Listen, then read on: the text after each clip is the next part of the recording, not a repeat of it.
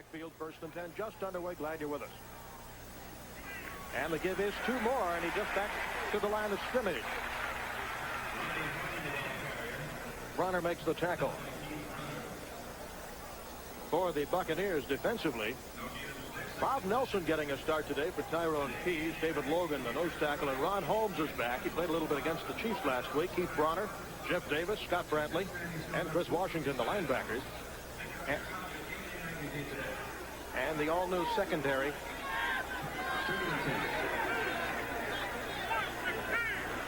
Got Harmon in the backfield with Moore. 2nd and 11 from the 26 for the Bills. A pitch back to Harmon, and the Tampa Bay defense read that one perfectly. Bronner led everybody. He had a lot of help. Ron Holmes in on the tackle. It looks like the Bills are going to try to run the football today. They're pitching to Harmon, the top of your screen, and the host of Buccaneer tackles are right there. It's interesting right now. It looks like Buller is going to try to run the football to take some pressure off his young quarterback, and it'll be interesting to see if Lehman Bennett is going to do the same thing and put on their conservative suits today. Last week, many Bills fans remember they opened the game with a bomb against the Patriots. It was incomplete. We have 3rd and 15 on the 22. No score, just underway. From the shotgun. Still 3rd down. They had 11 people on the line of scrimmage. A young quarterback now just sees something different every week, and that cost him a 5-yard penalty, and that could mean the difference between a 1st down throw.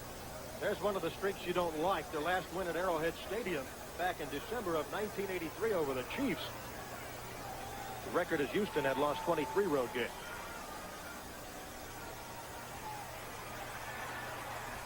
Left side, Riddick.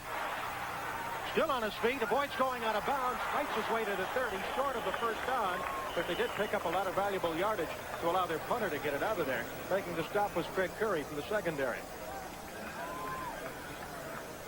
That 5-yard penalty might have made the difference on that particular play. John Kidd, the punter, averaging just over 41. Bobby Futrell is back deep man for the Buccaneers.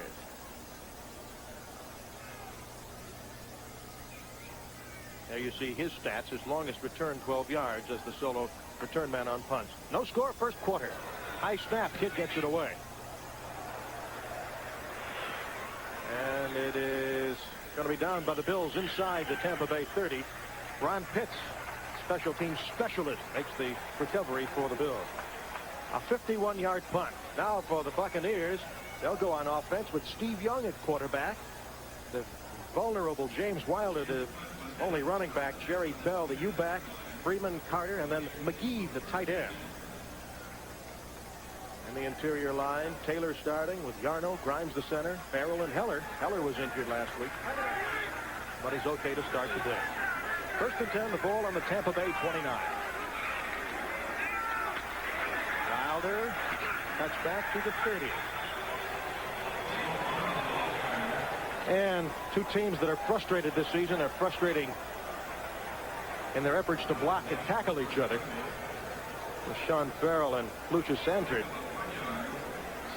For the Bills defensively, Sean McNanny, Fred Smerlas, and Bruce Smith. And the linebackers, Talley, Marv, Gumby, and Sandford. Secondary for the Buffalo Bills, Bellinger, Romes. Boy, Romes is there almost from day one. Bayless and Freeman, another long-time Buffalo Bill on 2nd and 9. No score 1st quarter. The U-back Bell goes in motion, straight drop. Flags down, and Young's off to the races. Bellinger with a good tackle from coming up from the secondary, but a flag is down on the play set. And they are usually holding penalties on the offense. The referee today is Jim Tunney. It's against the Bills. It's against the Bills, and it looks like they'll have... There's Hank Buller right now signaling on the sideline to decline the penalty. You saw a good example of Young's footwork there. Releases the hand, defense, number 76. It's 5 yards, 1st down. Fred Smerlas, the veteran.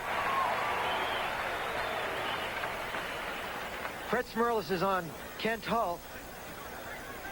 There's Smerlas now. You see he's got his both. He's being blocked by Sean Farrell and Ron Grimes. He's using his hands, but I can't see Smerlas doing anything with his hands. It looked like the aggressiveness was on the part of the two offensive linemen with Tampa Bay. Smerlas in his 101st game at that position thought he'd seen everything. 1st and 10 for the Bucs on their 35. No score. Wilder up across the 40. James Wilder, who had 110 yards at Kansas City last week, is stopped by Smerlas. And that was his first 100-yard game this year. James Wilder, one year in 1980, ran the ball 407 times, which is a lot of carries for two backs, let alone just one back. It looks like both coaches have their conservative suits on. They're both probing right now to test each other's defense by running the football and, again, taking some pressure off two young quarterbacks. 2nd and 5 from the Buccaneer 40-yard line. Carter in motion. A lot of time for Young. He rifles one to McGee. And the young tight end gets up toward the 47 before Eugene Mars made the stop. It looks like they're in a zone defense, and Calvin McGee has the best hands on the team. Let's watch 86 as he just lays down nice and comfortably in the zone. It's a first down throw, and that helps a quarterback early in the game. Throws a 4 or 5 yard pass. He runs an additional 4 or 5 yards. They're first down almost on the 50-yard line. As I'm sure most fans know, Jimmy Giles now a Detroit Lion, and this young man is the man who's replaced him at tight end.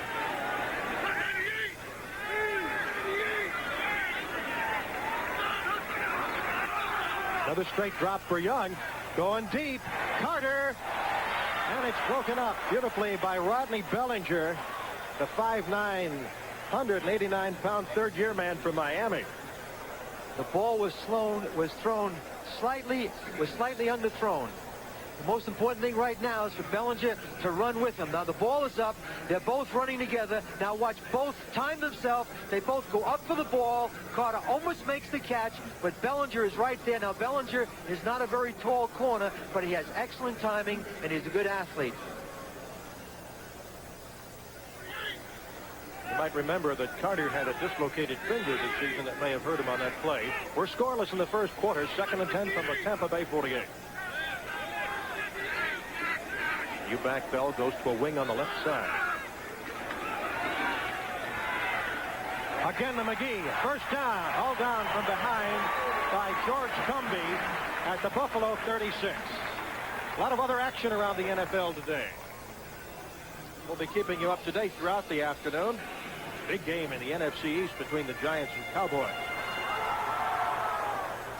Everybody else just starting across the state, Houston and Miami. And they only score today. The Steelers lead the Green Bay Packers in the first quarter 3-zip. We're scoreless, but the Buccaneers are moving. 1st and 10 from the Buffalo Bills 37. 8:34 to go first quarter. Third straight pass. Third straight. This time it's dropped by Bell. A scramble, and it looks like the Bills may have taken it. There's a big pile up. And it is Buffalo's ball. Darryl Talley, a man underneath that pile. And that's why they're 1-7. Have an opportunity now to penetrate, to get down there, kick a field goal, score a touchdown, and that's what's frustrating for a head coach. Excellent catch. It looks like they want to throw the ball. Young is dropping straight back. He's going to catch Bell to the right of your screen, 82. Tuck the ball in. Now run with the football. You see right there, he fumbles it right now, and 56 falls on the ball, and it's Buffalo's first down, and they're on the 36-yard line. One way to avoid losing is keep those turnovers to a minimum. That's why one team is 2-6 and one is 1-7. You know, the offense prevents turnovers, the defense captures them, and the kicking game creates them. And the teams that are on the plus side in takeaways and giveaways are the teams that are leading the league every year and usually make it to the playoffs and get to the Super Bowl. New England Patriots, I think, led the league almost the entire season last year. Hank Fuller with his team having an opportunity now to capitalize on a fumble by the Buccaneers, who were driving against his defense. Now there's a discussion on whether that might have been an incomplete pass. They're going to possibly reverse the play. Isn't that going to be interesting? Now, Buffalo's offense is on the field. The Bucs defense is on the field. Now they're going to, if they reverse it, and they are going to reverse it, Tampa Bay is going to have the ball.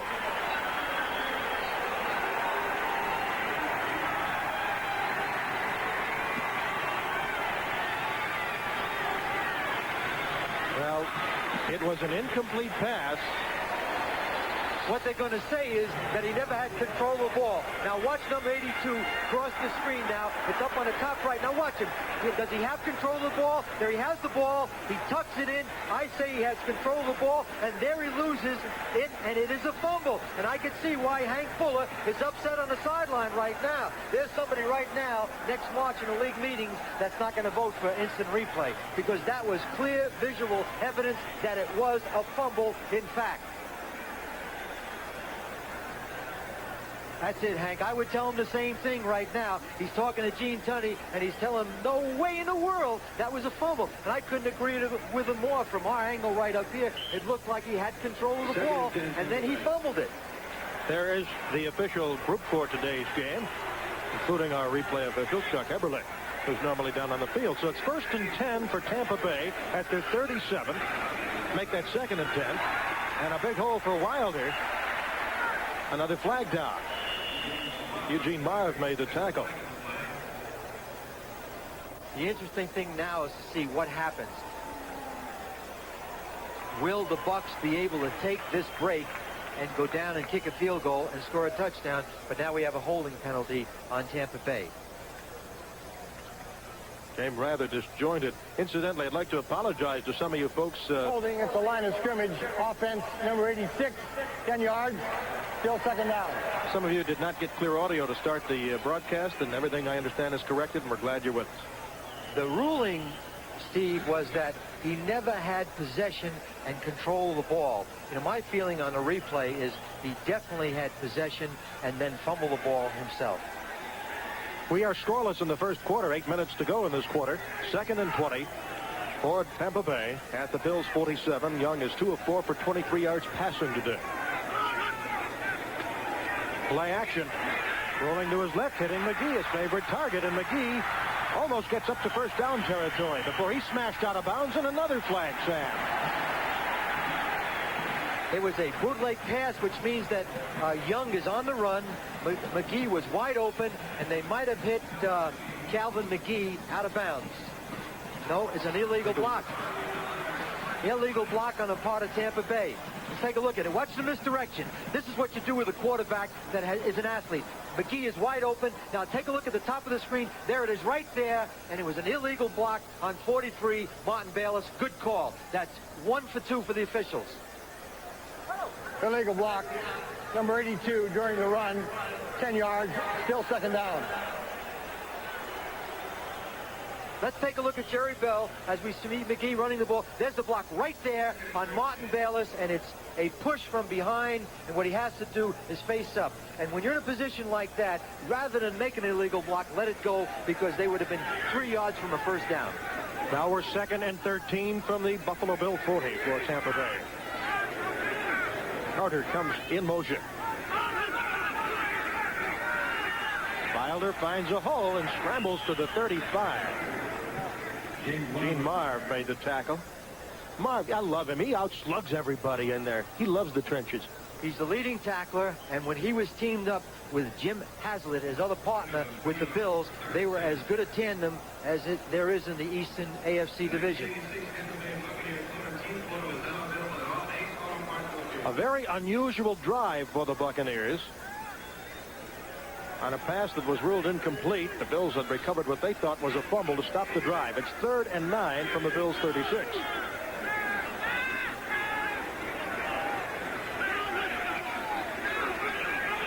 Straight drop, big rush, sidesteps it, another completion. This is to Wilder. He's short of the first down. Cumbie in on the tackle along with Martin Bayless for the Bills. Decision time. They're coming out with their field goal kicker. Iggy will come out. Donald Igwe-Buike. Igwe-Buike. Buike, who had a great game at Arrowhead last week and swirling wins in Kansas City, kicked a 40-yarder and a 50-yarder. Now he's trying a 49-yarder here. Steve, weren't you impressed in the way in which I pronounced that name? I thought you were going to have trouble with Donald. It's a tough one you never had trouble with. DeFerg holding. Here's the kick. And the Tampa Bay Buccaneers with a 49-yard field goal lead, 3-0. Now that decision by the instant replay people gave the Bucs 3 points. We'll be back with the Tampa Bay kickoff right after this. And Sam Rutigliano back with you from Tampa Stadium, where the Buccaneers lead the Bills 3-0 on Donald Buike's 49-yard field goal. Sam, I tell you what, those penalties and those turnovers are keeping these teams buried. And that's something that you have to avoid, but it's interesting now as you look at that instant replay somewhere in the fourth quarter with 4 minutes to go. Will those 3 points make a difference in this football game? I think the Bucs tried to throw the football and did very successfully. They had a drop pass and some penalties that hurt them. On the kickoff, it's Richardson just in front of the goal line. And a reverse and a fumble by the Bills. And there's a big battle. The ball still loose in the end zone. And the Buccaneers may have recovered. It's a touchdown, Tampa. Pat Franklin, number 35. Ron Pitts on the reverse fumble.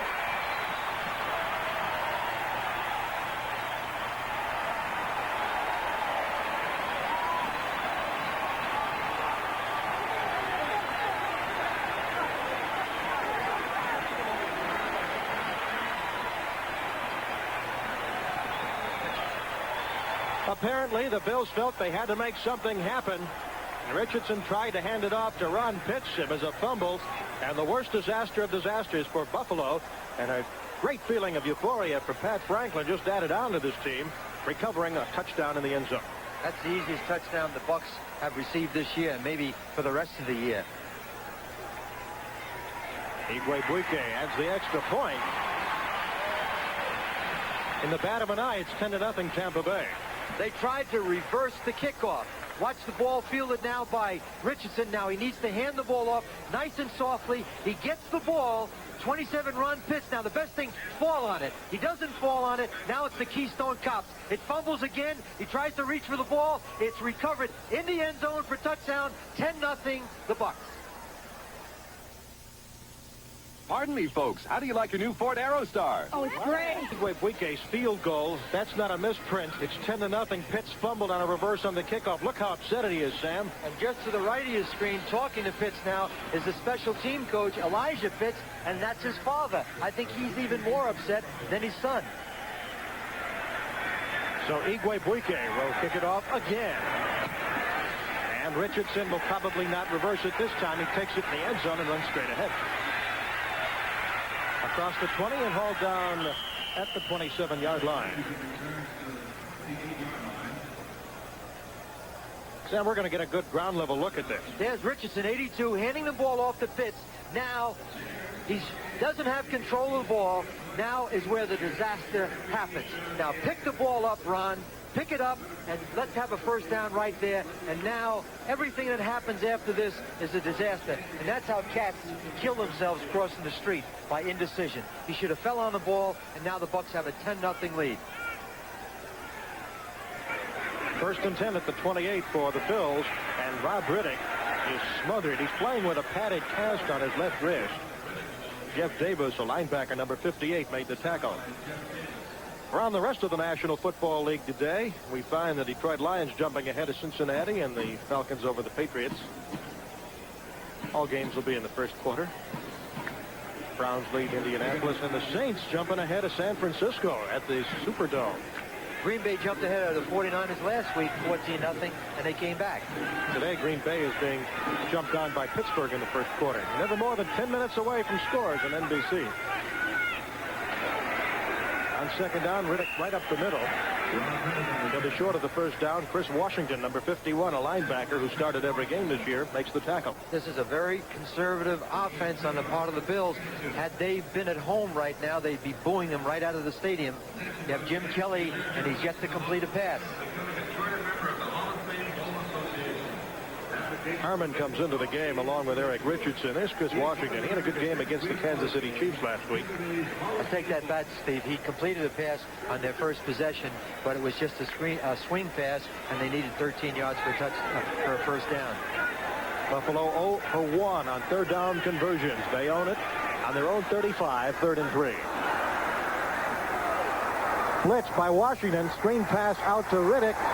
A flag is down. He looks short of the first down. Greg Swope, the rookie from Illinois, made the tackle.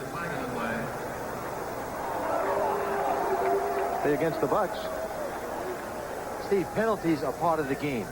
But where they really hurt is in a situation like this. The Bucs have defense, number 71, 5 yards, makes it a first down. Getting back to it, the Bucs had possession of the ball. Now they lose possession of the ball. Offside, just check. Left side of your screen, there's 71. Bob Nelson is clearly offside, and they throw the flag, and the Bills are alive. Bucs free penalty, 75 yards. And on first down, Riddick gets the carry right up the middle. David Logan makes the tackle. Boy, Riddick was one of the great surprises on this Buffalo Bills team. Had 2 knee operations, came back at a great camp. Excellent game against Miami. Fine game against the Colts. Has had 2 knee operations and then had that broken left wrist. You can see the cast. And he played in the shadow of Bell and of Cribbs the whole time, too. And they drafted Ronnie Harmon, number 1 as a running back out of Iowa. 2nd and 6 from the 44, 10-0 Tampa Bay. Again, Riddick to the 48. A lot of carries for him today. Washington in on the tackle. You know, we mentioned the Bills have a 20-game road losing streak. The Buccaneers have a 6-game home losing streak. And I think the Bucs broke their 19-game away losing streak against Detroit this year. Last time the Bills won on a grass field, they won over the Jets at Shea Stadium. It's going back a ways. 3rd and 1 from the 49. Everybody up tight. And Riddick gets the first down and some extra additional yardage. Greg Curry horse-collar them down at the 45. So, 3rd down and 1. Watch the football being handed off to Riddick. Good lead block right there, but there's a hole you could drive a truck through, and now he's going to get an additional couple of yards as he runs through the free safety, Craig Curry. First down on Tampa's 44-yard line. It's 10-0 in favor of Tampa Bay. They just got that touchdown on the kickoff team recovering in the end zone. That was their first touchdown since 1978. As Kelly rolls out, gets a little bit of a block and is hauled down from behind by Dave Logan with excellent pursuit. There's Logan. Boy, he was part of the heyday in the great Tampa defenses when they'd make the playoffs when Hugh Green and Selman were on that line. When Selman and Green were on that right side, Dave Logan, like a lot of nose tackles, was obviously a lot better football player, and he sorely misses those 2 great players. A little concerned that he continues to play underweight at that position and need a lot of bulk. 2nd and 6 for the Bills from the 40-yard line of Tampa Bay. Riddick is busy and a flag goes down. Scott Brantley made the tackle from his linebacking spot for the Buccaneers. I think they had a receiver on Buffalo moving. Illegal motion.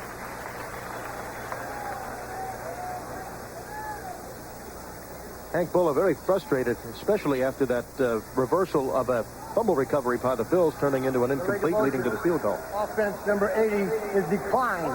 3rd down. When these 2 teams play, Steve, the officials bring a lot more flags with them because penalties are part of the game. And you can see right now they're both self-inflicting. They're both hurting each other with penalties.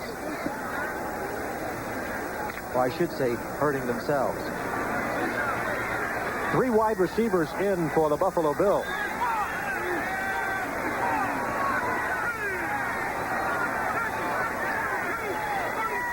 On 3rd and 4.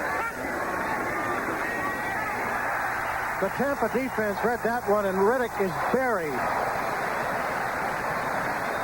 Carl Morgan among the tacklers, number 67, former Canadian Football League All-Pro. Lehman Bennett said yesterday he's going to have to put pressure on Kelly. They're in a shotgun. Here they come with the blitz. They try to run a draw play, but he is stopped by a host of tackles on the part of the Bucs. Very conservative play on the part of Buffalo. They need to get Kelly to throw the ball upfield. That's what he does best. They haven't done that today. They've thrown a couple of swing passes, and they had a rollout. Kidd had one punt today for 41 yards. Futrell back deep for the Buccaneers. Wants to pin this one in the 20. It's hanging high. Going to roll. It's going to roll. Dwight Drain there, number 45, is ready to cover it. And a great punt by John Kidd to the 6-yard line will pin the Buccaneers deep in their own territory. That ball should have been fair caught by Bobby Futrell. And that's the end of the first quarter. A good punt by John Kidd. A bad first quarter for the Bills. Tampa Bay leads 10-0. Too good of stats for these two teams in the first quarter. That's why they're 2-6 and 1-7. And penalties and turnovers again making their mark on both these ball clubs. Just the time of possession on the part of the Bucs. They have had the ball a few more times, but they've scored their 7 points when Buffalo had the ball.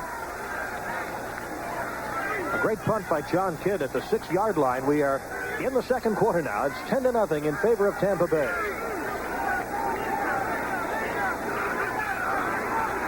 Young straight drop from his end zone. A lot of pursuit. He's going to tuck it away and run, and he fumbles the ball, and it goes out of bounds. At the point of the fumble, it'll be Tampa Bay's ball. Close to the first down. Sean McNanny chased him. Young has good vision. He looks upfield. He can't see anybody. Now he's running around. Now tuck the ball, Steve. Now decide to run the football. Now take a look at the marker, Steve. But when you get ready to run out of bounds, bring that ball in tight, because McNanny slapped it away, and it almost went inbounds, and it could have been the Bills' ball on the 15-yard line. That's his first real run of the day, 9 yards. As you saw, he has 217 for the season. 2nd and 1 from the Tampa Bay 16.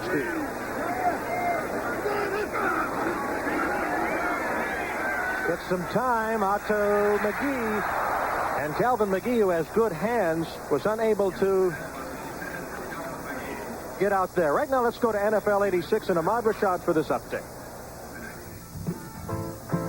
All right, Steve, in the Hoosier Dome, Bernie Kosar throws his second touchdown of the day with this strike to Herman Fontenot from LSU. Tremendous concentration. The play covers 72 yards. The Browns lead in the first quarter 14-0. And a play like Ahmad has just talked about, that's what Buffalo Bill fans have been expecting all year from Kelly. And they have been ultra-conservative this first quarter. Meanwhile, Young is 4 of 7 in passing for 45 yards. It is 3rd and 1 after that incomplete. Wilder goes up high. He's met in the air. His flag's down. Fred Smerlas reached way up to nail him. Another 3rd down penalty. And Smerlas perhaps was offsides. He anticipated the count possibly. You have to stay out of the neutral zone. Sometimes nose tackles really cheat by getting over the ball, and it hurts the center because the center can't get up into their blocks. Nose tackles do that. Coaches, defense in the center of the line, 5 yards, makes it a first down. coaches warn the officials all the time about nose tackles cheating in the neutral zone. What I mean by cheating, Steve, is they get a little further over the ball. They fudge a little bit. Right. 10-0, Tampa Bay leads. 1st and 10 at the Tampa Bay 21. The drive started from their own 6. And Wilder cracks a lot of leather with Steve Freeman, who's played in every game but one since joining the Bills in 1975. Take a look at Wilder as we look at his deep back. He's going to be handed off now. He's going to bounce the ball outside, but Freeman, 22, there's nobody there to block him. He meets him right on the line of scrimmage, and Wilder, because of his size and durability, picks up 2 yards on his own. You can see right now, watch him take on Freeman now. Boom, right there. Now let's go 1, 2 additional yards. One great thing about Wilder, like Walter Payton, he makes the defense pay for tackling him. Here he goes again, sweeping to the right. Gets by 2 defenders and gets a first down for the Buccaneers before Steve Freeman trips him up from the secondary.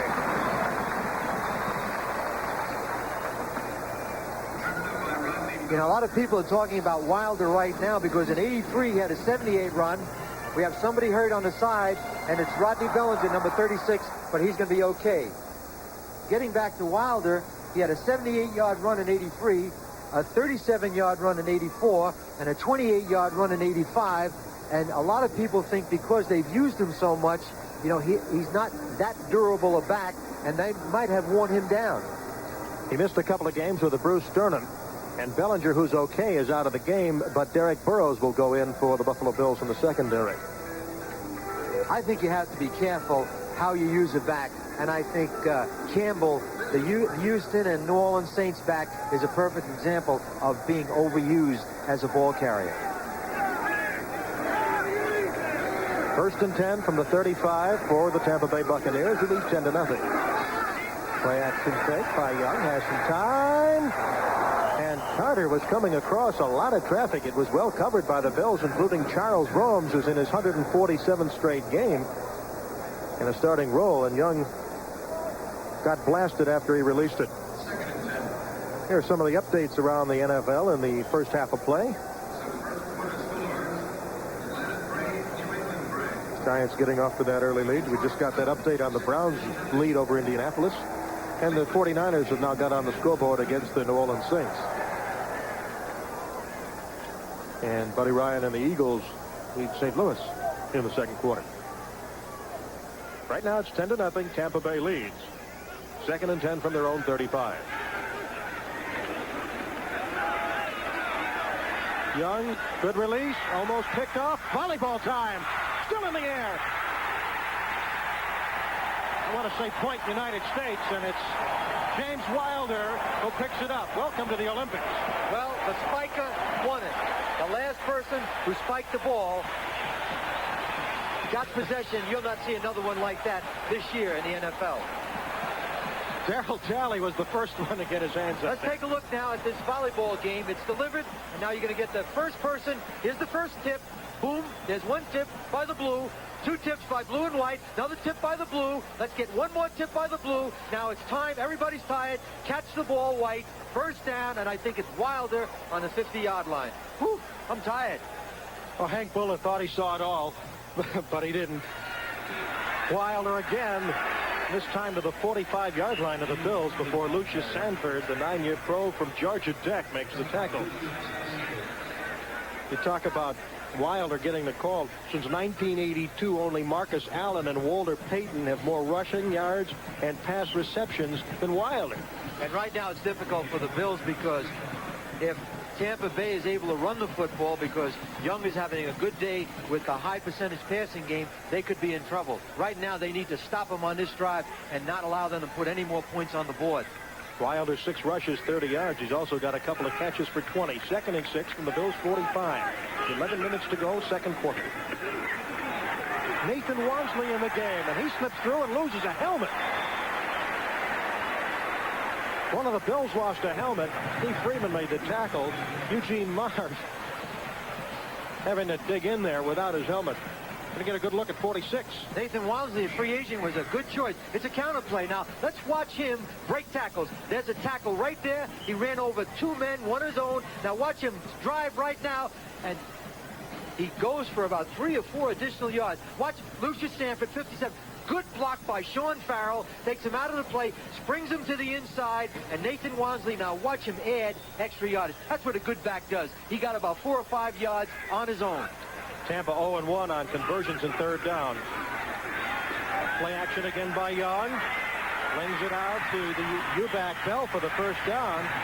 Jerry Bell, who had his first catch last week. He had 5 altogether for 61 yards. Bayless made the stop. I like Steve Young right now. He's focusing upfield. Now watch the way he play action fakes. He's looking upfield. Don't force the ball. Don't force the ball. Lay it off to Bell, 82. Let's get a first down. Martin Bayless makes the tackle. I think Young right now looks like he's in the best sync that he's been in all year long. Take a look at the time of possession, and that is important. 14 minutes and 2 seconds as opposed to 5:58. A nickel back is 45 White Drain for the Bills on 1st and 10. Nathan Wansley That's a couple of yards before he's tripped up. Eugene Marv made the tackle. You got to remember the Bills are 26th defensively in the league and 25th against the pass. And Young is having a very nice afternoon here in the first half. Lehman Bennett is where he wants to be right now. He's out of the single back, and he has Wansley and Wilder in the backfield together, and that's really what he wanted, but he had some injuries in the early part of the year. 2nd and 9 from the Bills 35. It is 10-0 Tampa Bay. 8:58 to go first half.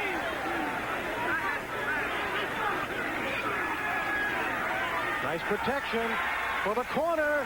Complete. Gerald Carter. Flag down, however. Back behind the line of scrimmage. Derek Burrows on the tackle. Excellent throw, but outstanding concentration on the part of the catch in Gerald Carter. And we have a flag. And it's going to be against the Bucs.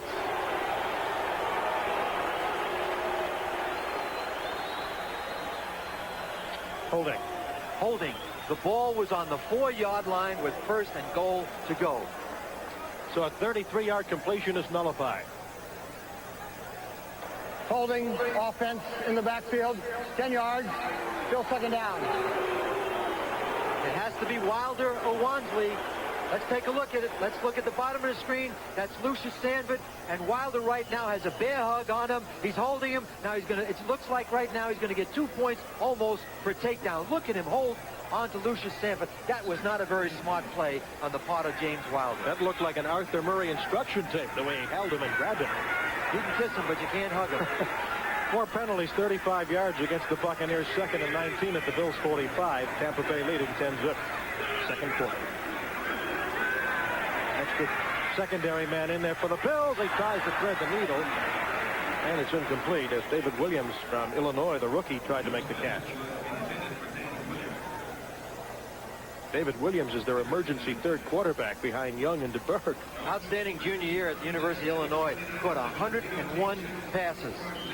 Was drafted on the 3rd round by the Chicago Bears and picked up as a free agent.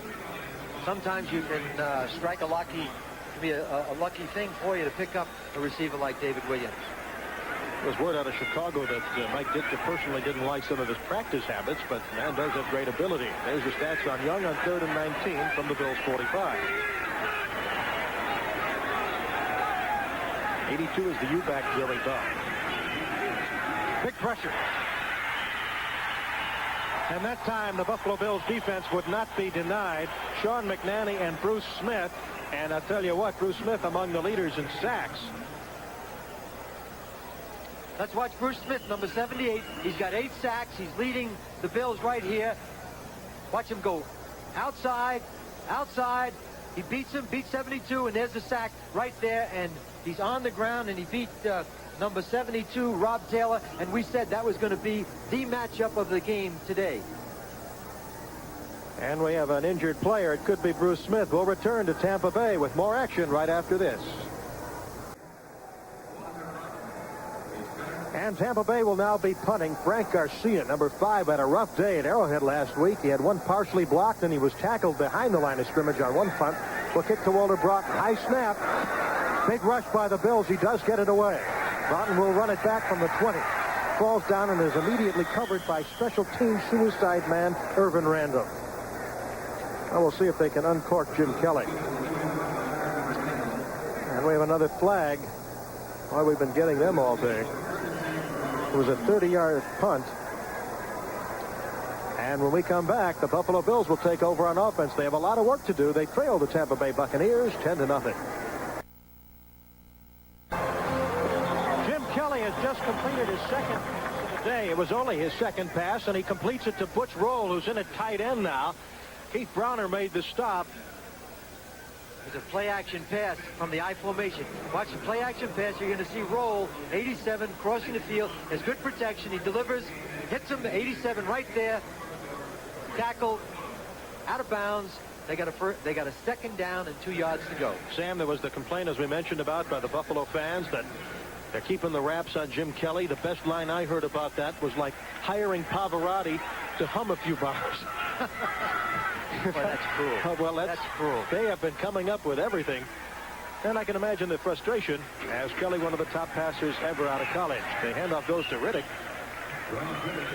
He's had a lot of action today. Bob Nelson made the tackle, number 71, who's starting. Nelson was cut in the preseason camp in '85. He says, I'll show you. You know how he built himself up?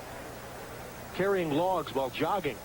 I tell you what, that gave him tremendous incentive to want to make a football team. He played at the University of Miami with Jim Kelly. He was his roommate, as a matter of fact, for 3 years. But he's a big, strong, excellent run defender. His problem is he doesn't have the adroitness to really rush the passer.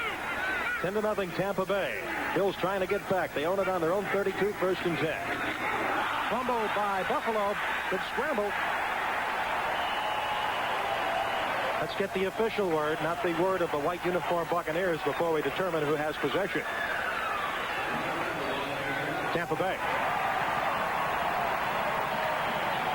Second costly fumble so far by the Bills.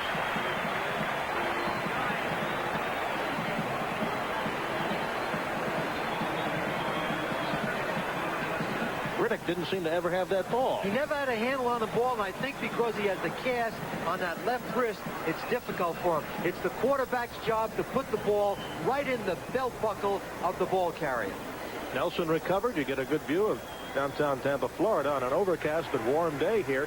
And the defense will be hurting even more for the Bills because Bruce Smith has a knee problem. He got it on that last sack and is not in the game right now. 79, Dean Prater will replace him. 1st and 10 Tampa Bay on the Buffalo Bills 31.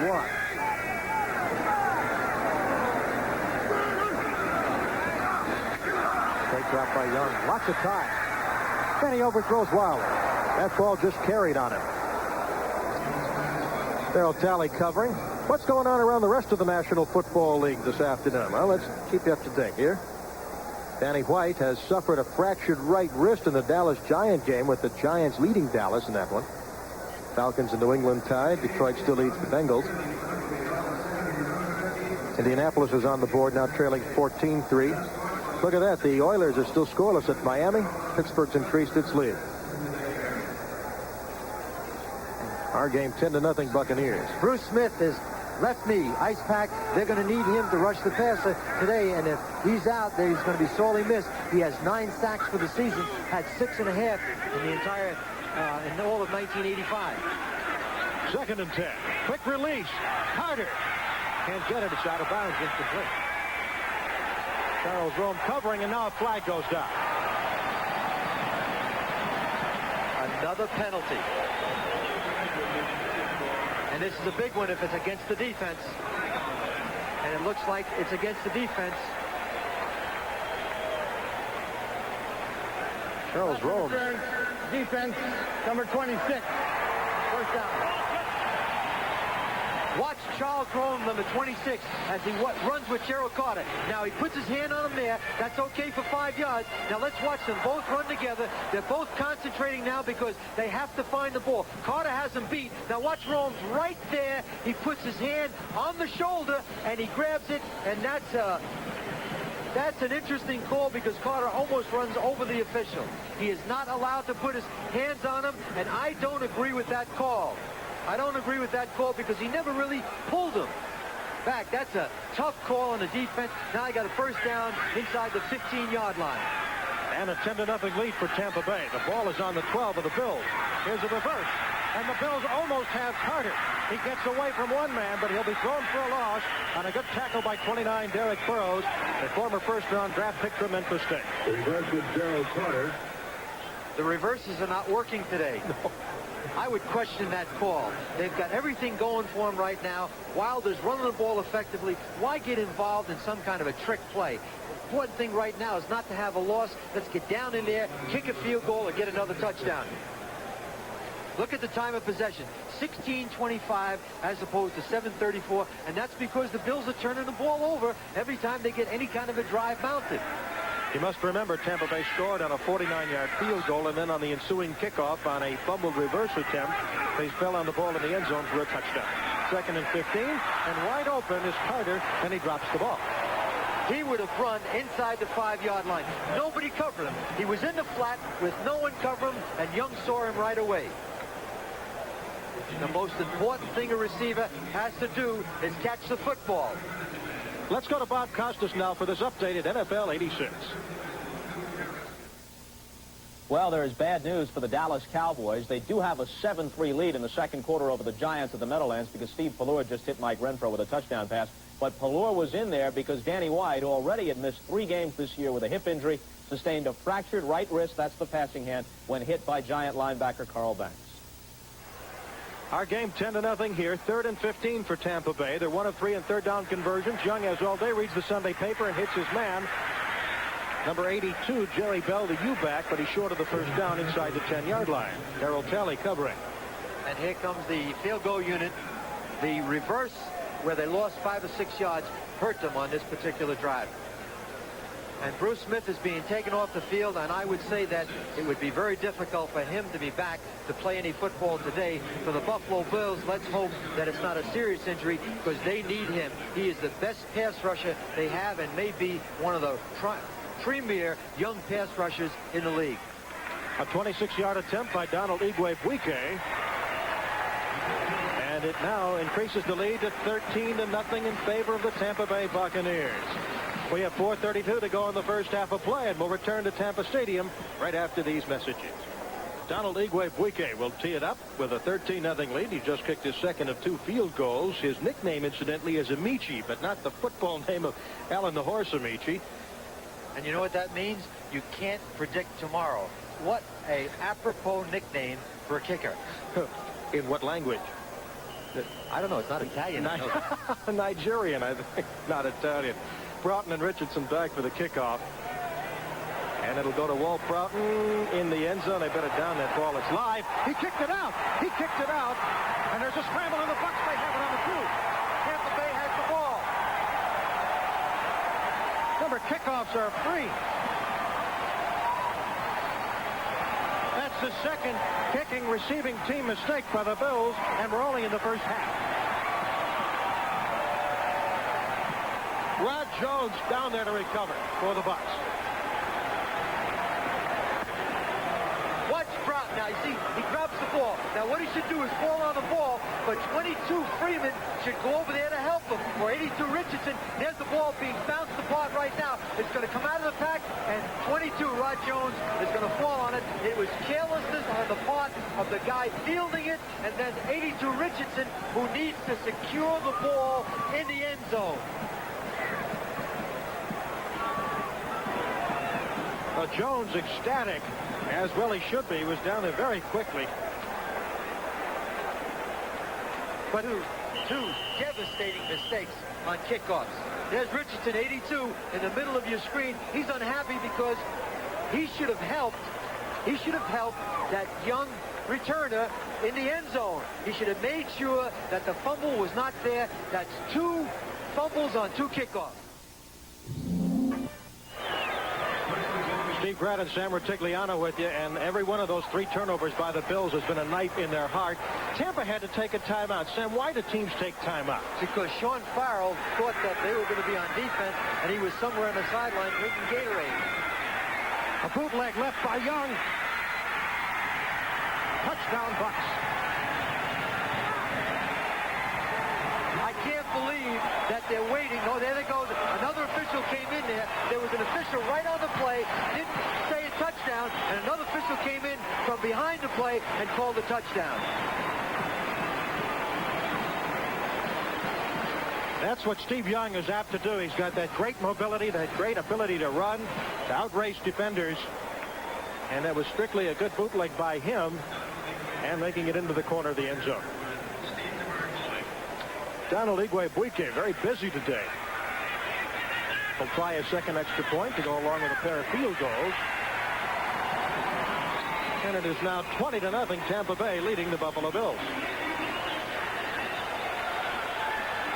Take the ball to Wilder. You have a quarterback that can run right now. He's looking for somebody to throw the football to, but he's covered. Now watch him run to the end zone. Let's watch the corner of the end zone. Look at the flag. He's clearly in. Take a look at the official, 59. He will not raise his hand. Raise your hand. Okay. He saw the play. There was another official right on top of it. Watch the fake right now. He wants to throw the football. Good block on Lucius Sanford, 57. Now just watch the flag. Watch the flag. He dives right into the corner. Clearly a touchdown. There's 2 officials. Number 10 will not put his hands up. He goes over there. Put your hands up. Put your hands up. It's a touchdown. But he looks at the other official. He puts his hand up, and it's a touchdown. And now the score is 20-0. Wow. All due to turnovers. That fourth touchdown rushing by Steve Young ties the Tampa Bay record for quarterback rushing for touchdowns. Doug Williams, not surprisingly, owns that record. So Donald Igwe-Buike helping us with our announcing school practice on pronouncing his name. We'll tee it up again. Broughton and Richardson are back there, and Broughton fields it cleanly. And is knocked down to the 25-yard line. That last drive, one play, 2 yards by Tampa Bay. Fumbles. The death of the Bills today. Well, see, everything, you don't win football games. You usually lose football games. Right now, Buffalo cannot afford to win the football game because they're creating all the opportunities for Tampa Bay. Tampa Bay really hasn't beaten them. Buffalo is losing the game themselves. Well, do you think they'll turn Kelly loose now with his 20? Well, they got to throw the ball right now. The game plan that they have has got to go out the window, and they got to get the ball upfield. Straight drop. Flings it up, flags it down, and I think it was offside before the play by the defense is the preliminary call. I want to remind you that we're going to be selecting the Budweiser Most Valuable Player for today's game at the conclusion of the game, so stay with us for that. Well, the preliminary call was on defense, but it looks like now it'll be against the Bills. Well, Hank Fuller right now is trying to wonder if he truly is in Tampa Bay. He takes his headset off. He can't understand how Tampa Bay could get 14 points when he was receiving 2 kickoffs. Very frustrating right now. He might be thinking about what Ralph Wilson might say to him after this football game. Tough position for a coach. Right now, everything that he planned is going out the window. It's all helter-skelter. Hank's thinking, am I in Tampa Bay or am I in the twilight zone? On 1st and 15 from the Bills' 20. Everybody going out for this pass. It's completed to tight end Pete Metzelaars out of Washington State, and the linebackers Brantley and Davis converge to stop him back to about the little past the original line of scrimmage at the 23. Jim Kelly's got a lot of work to do right now. 20-0 lead. He's got to take this football team right now on this drive, get him down and get him on the board. He's not going to be able to do it running the football. Look at the comparison between the two quarterbacks. But Kelly has never had the football. The time of possession is the most important thing in this game right now, and Buffalo's fumbles. Picking up the blitz nicely are the Bills' offensive lineman. Metzelaars out across the first down marker, short of the 40 to the 38-yard line. Ron Holmes made the tackle, but Brantley was coming up, and the interior lineman did a good job in there. Wolford and also Vogler for the Buffalo Bills. Checking the 10-minute ticker around the league, the Giants have now gotten on top of the Cowboys 10-7. Patriots and Falcons tied, so are the Bengals now tying Detroit. Colts still trail the Browns. Miami, 2 quick touchdowns lead the Oilers, and the 49ers coming back on the Saints. Miami is hoping to win 2 games in a row for the first time this season. It's 20-0 Tampa Bay. 2:42 to go in the first half of play. 1st and 10 from the 37 for the Bills. Lots of time for Kelly. Going deep. Metzelaars wide open, and he's knocked down at the Tampa Bay 25-yard line. Greg Curry on the cover. The reason for that, Steve, was he had all kinds of time in the pocket. There was absolutely no pass rush whatsoever. Metzelaars is his favorite receiver, 6'7". Take a look at Kelly right now. Drops back, 5 steps, 7 yards, looks to his left, moves his feet, looks to his right, and he finds Metzelaars, 6'7", ex-basketball player from Wabash College. Tackled by Greg Curry. A 38-yard completion. Metzelaars really had his bell rung after the catch. So Butch Roll is in at tight end, and we get the 2-minute warning. The Tampa Bay Buccaneers lead Buffalo's Bills 20-0. We'll be right back. Stay with us. With former Cleveland Browns coach Sam Rutigliano, I'm Steve Grad. Welcome back to Tampa Stadium, where it's 20-0 Buccaneers. 2 minutes to go in the first half of play. Very important now, Steve. They have to come out of this with 7 points. They've got to put 7 points on the board to get this offense, back together again at the half. Kelly is 5 for 5 now, 76 yards passing. His favorite target, Metzelaars, 3 catches, 55 yards. He's out of the game, replaced by Butch Roll. Carl Byram, 35 in the game. Now Kelly's flushed out of the pocket, avoids Chris Washington. Sets up again, and is buried. Greg Swope from the secondary, the rookie from Illinois, who had the first defensive backfield's interception last week, made the tackle. Kelly had time. Let's take a look at Kelly. Let's drop back right now. Now, Jim, he sets. He's got time. He's trying to go to one man. So he's focused in only on one man. But the thing to do right now, Steve, is throw the ball away. Don't take the sack. Because now he's taken the sack, and now they have the ball on the 44-yard line. 87 roll is covered, but he had time just to throw the ball away. Then he can line up the second down. Now they're out of field goal range. 1:26 to go in the half. Second and 27 on the 18-yard sack. He just dumps the ball off to the left side to Harmon. And the rookie out of Iowa tries to get back up toward the original line of scrimmage. Vito McKeever starting today. Made the tackle. And we have a timeout by the Bills here with 1:17 to go in the first half. The Buccaneers lead it 20-0. Worst game as a pro last week against the Patriots. And Sam, does he look tentative today? No question about it, Steve. I think that Jim, right now, we said on the top of the show, those hits have really hurt him. And what he's lost is his concentration. And what he needs to do is focus in on the defense, because what he's doing right now, he's involved with survival intelligence. He hears those footsteps. And you would too if you had as many tattoos as he's had on his back and his chest because of the sacks. 3 wideouts for the Buffalo Bills. They're 1 of 3 on third down conversions, and there was a lot of movement on the offensive line. Ball start, number 65, offense. Still third down. Tim Vogler is in there. Tim Vogler has not played this year.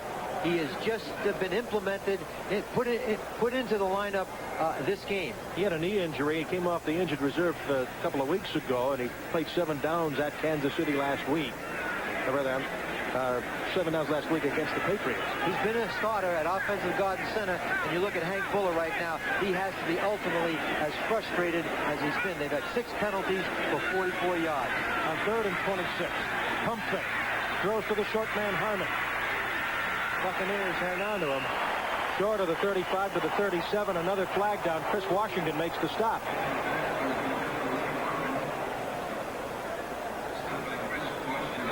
Timeout. Buffalo. Number 2. Take another timeout with 1:07 to go in the half. But, Sam, we do have some flags down. Lehman Bennett with a comfortable, well, nothing's comfortable, but with a 20-0 lead. There's no such thing as being comfortable. Murphy, their outside linebacker, a great player from the University of Oklahoma that was drafted this year. He's pointing to the right side of his back. It looks like he must have got a helmet in the right side of his back. There's Murphy, 59, right between all those orange jerseys who are the trainers.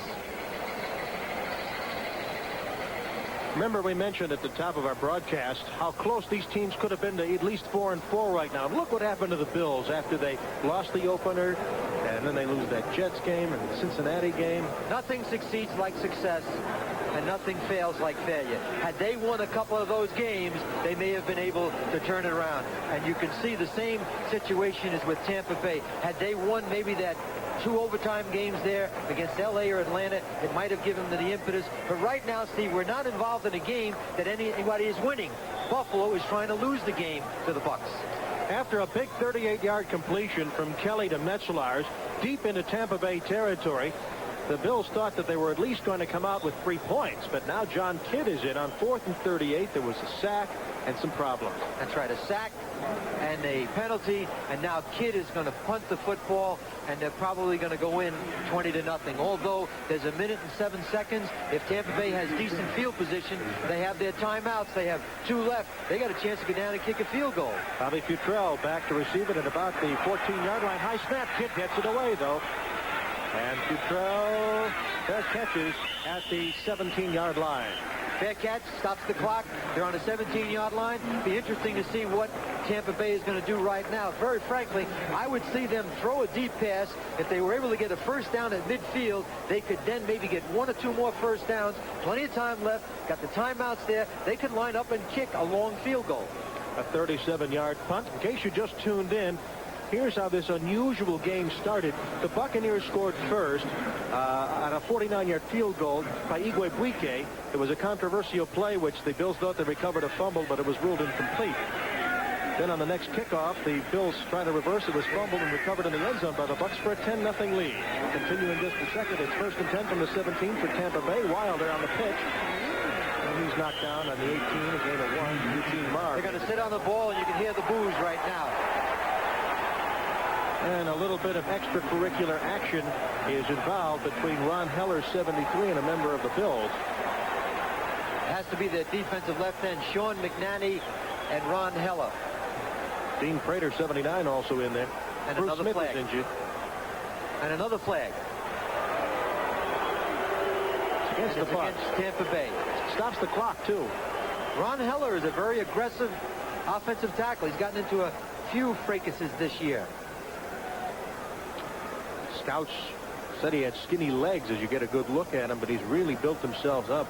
It's not how big they are, Steve. It's how tight they're wound. He's got a tremendous upper torso. Personal foul. Good athlete. After the play, 15 yards, actually half the distance.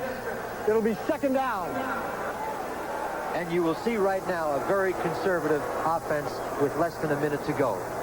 Now, Buffalo maybe call a couple of timeouts to force them to kick on 4th down in the end zone. At this point right now, I would call those timeouts. 2nd and 18, the ball on the Tampa Bay 9. The Buccaneers lead 20-0. It's academic. Buffalo only has 1. That's why timeouts are so important in this game. Lots of penalties in the first half, but fairly even. The penalties hurt the Bills more because they were in key situations. A lot of piling on and roughhousing in that line of scrimmage at the 10. Steve Young sat on the ball. He's going to wait for the clock to run out. Buffalo, it's academic. They only have 1 timeout, and they'd never be able to force them into a punt situation in 4th down. Well, I'll tell you what, Igwebuike kicked another field goal to make it 13-0 as the Bills call a timeout. Buffalo is calling their last timeout, and I don't think Hank Buller wanted them to call a timeout. Now, that's Jack Patera in the red shirt talking to Freeman, the defensive captain, on the sideline. Jack Patera is the, Herb Patera, excuse me, is the defensive coordinator. You know, Jack Patera was his cousin, the head coach of the, former head coach of the Seattle Seahawks. There's our updates. Jim Tunney, the referee, is complaining about something. Well, he's concerned right now because they just told him he's going to get roast beef instead of corned beef at the half. Oh, that for his brunch. That would irk anybody. See, they're right now going over their orders. Now, I ordered the roast beef. You had the corned beef. Now, make sure you give me the corned beef at the half. After all, I'm the referee. I'm the top guy here. He's going over to Hank right now and telling Hank, is it okay right now if I get my corned beef sandwich? And Hank agrees. He said, it's 20-0 right now. Who cares about corned beef or roast beef? Let's go back to the ticker. Get your menu set for halftime. Atlanta leading the Patriots on the road. And Miami opening up a 21-0 lead.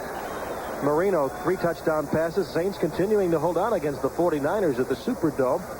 And those 2 scores have not changed in a while. Pittsburgh is coming back. They beat Cincinnati last week. 32 seconds to go in the first half of play. The Buccaneers on top. And Young will fall on the ball, and that should run a quarter.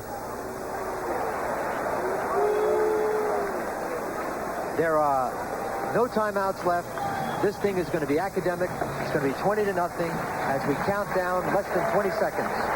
Sam, you know, you can... Oh, what happens maybe once every, say, in Abernathy's day, that a team is going to get a touchdown on a kickoff, and then another one set up on a fumble kickoff, as the Bills receiving teams allowed the Buccaneers to do today. You know, everyone has bad breaks, Steve, but everyone also has opportunities. And very frankly, as I said time and time again in this first half, you know, Tampa Bay didn't do anything. Buffalo caused everything to happen. And at the beginning of the broadcast, we talked about turnovers. And turnovers are going to be part of the game. And penalties are part of the game. But when they happen in the end zone, and they happen inside the 5-yard line, and you give a gimme to the other team, as a result, it's 20-0, and you're going to lose football game. And that's why Buffalo is 2-6, and Tampa Bay's 1-7. And it doesn't get any easier for these teams, especially Tampa Bay, when they've got 6 Central Division NFC games coming up. Got a lot more action at halftime after the half and our special NFL 86. Those activities will continue in a moment, and we'll be right back after these messages from your local stations. Welcome back to Tampa Stadium, where the Buccaneers lead the Buffalo Bills by the score of 20-0. Steve Grad and Sam Rutigliano with you. And I'll tell you what, it's been very frustrating for the Bills. Sam, what about the Buffalo game plan today, and especially in the second half? Well, they burned it in the locker room.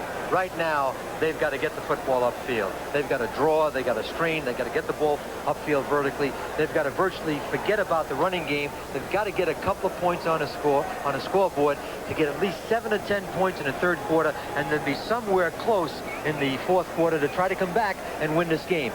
Now, the Buccaneers have their biggest halftime lead since at least 1981. What about them in the second half? Well, now Steve Young is in a very, very enviable position. Now he can go to the running game with Wilder and Walmsley. Walmsley can take the high percentage passing game, and he doesn't have the pressure. The stats, as you see them right now, are misleading. You know, I think the most important thing you have to look at is the turnover table as far as Buffalo is concerned. Steve Young right now doesn't have the pressure on him, obviously, that Jim Kelly has. Deep man, Futrell, and Walmsley takes it on the 10 on the first kickoff by Norman, and he's wrapped up at the 22. Sam, we've had an almost Twilight Zone-esque first half for Buffalo. Let's just take a look at this. The first one, take a look at the end. 82, Jerry Bell catches the ball, tucks it, has control, but the official said he didn't have control. Buffalo recovers, but it becomes the Bucs ball. It leads to a 3-0 lead because the Bucs used that play to kick a field goal. Now watch the kickoff. Richardson to Ron Pitts. He's going to fumble the ball, doesn't gain control. It's hit there by Rod Jones, knocked out by Kevin Murphy, and Rod Jones is going to recover it in the end zone. Back to live action. That's just the beginning. 1st and 10 from the 21 from the Bucs. It's Wilder's wrapped up at the 23. Continuing this bizarre story. Let's continue the serial right now. Now we're going to kick off. Walter Broughton, 89, is going to let the ball bounce in the end zone. Now, the ball takes the kind of bounce he doesn't plan. He kicks the ball, and now watch Rod Jones, 22, come up and recover the ball on a 2-yard line. And this is not the end of this Keystone Cops routine. Young took that one in on a bootleg. 2nd and 7 from the 24 for Tampa Bay. They lead the Bills 20-0. On the wing to the left side goes the tight end McGee, and that's Carter in motion for the Buccaneers. Straight drop for Young. Screen pass out to Wilder. He's got some running room and gets a first down. But, you know, today the fans have been treated not only to football, but in warm climes in the South, volleyball is very popular. No net on the field. Now, let's take a look at, let's see, white and blue. Pass to blue. Back to white and blue. Picked up by blue. Hit again by blue. Caught by white. Wilder. Excellent play. It's like watching the Olympic volleyball teams. And all those things led to a 20-0 lead by Tampa Bay. And you should have had that graphic, SIW, self-inflicted wounds. 13:24 to go, third quarter of play. Buccaneers with the ball, 1st and 10 from the 33. Guess who? It's Wilder. And he continues to fight for yardage to the 38. Smurlus in on the tackle for the Bills. Zarno leading the blocking there as Wilder gets up. There's the Buffalo Bills offense today. The old punt, punt, fumble, punt. Looks like the tango. 1-2-3 kick and fumble the ball on kickoffs and give them 14 points. And there's Jim Kelly right in the middle. He is frustrated. He's 7 for 7, but that is really a misleading stat. Wilder's rushed 9 times, 40 yards. Conversely for the Buccaneers. 2nd and 5. That time they have trouble, and that time a very delighted Darryl Talley stops Wilder. A lot of exciting things happening around the country today in the National Football League, and our 10-minute ticker will produce what's going on. Danny White out of that Dallas game. I'm going to ask you about quarterback injuries later. It's only a 1-point lead by Atlanta. Cincinnati's now leading San Francisco. Cleveland clings to their lead. Miami at halftime leading Houston. Look at the Saints holding on for dear life against the 49ers, but still leading. And Pittsburgh still owning the Packers, and St. Louis having trouble scoring. They are trailing Philadelphia. 3rd and 9. Lots of time. Now Young is running straight ahead. Slides short of the first down. At the 40-yard line, Darryl Talley again up there to meet him. It's going to be a fourth down punt situation. Frank Garcia will come in.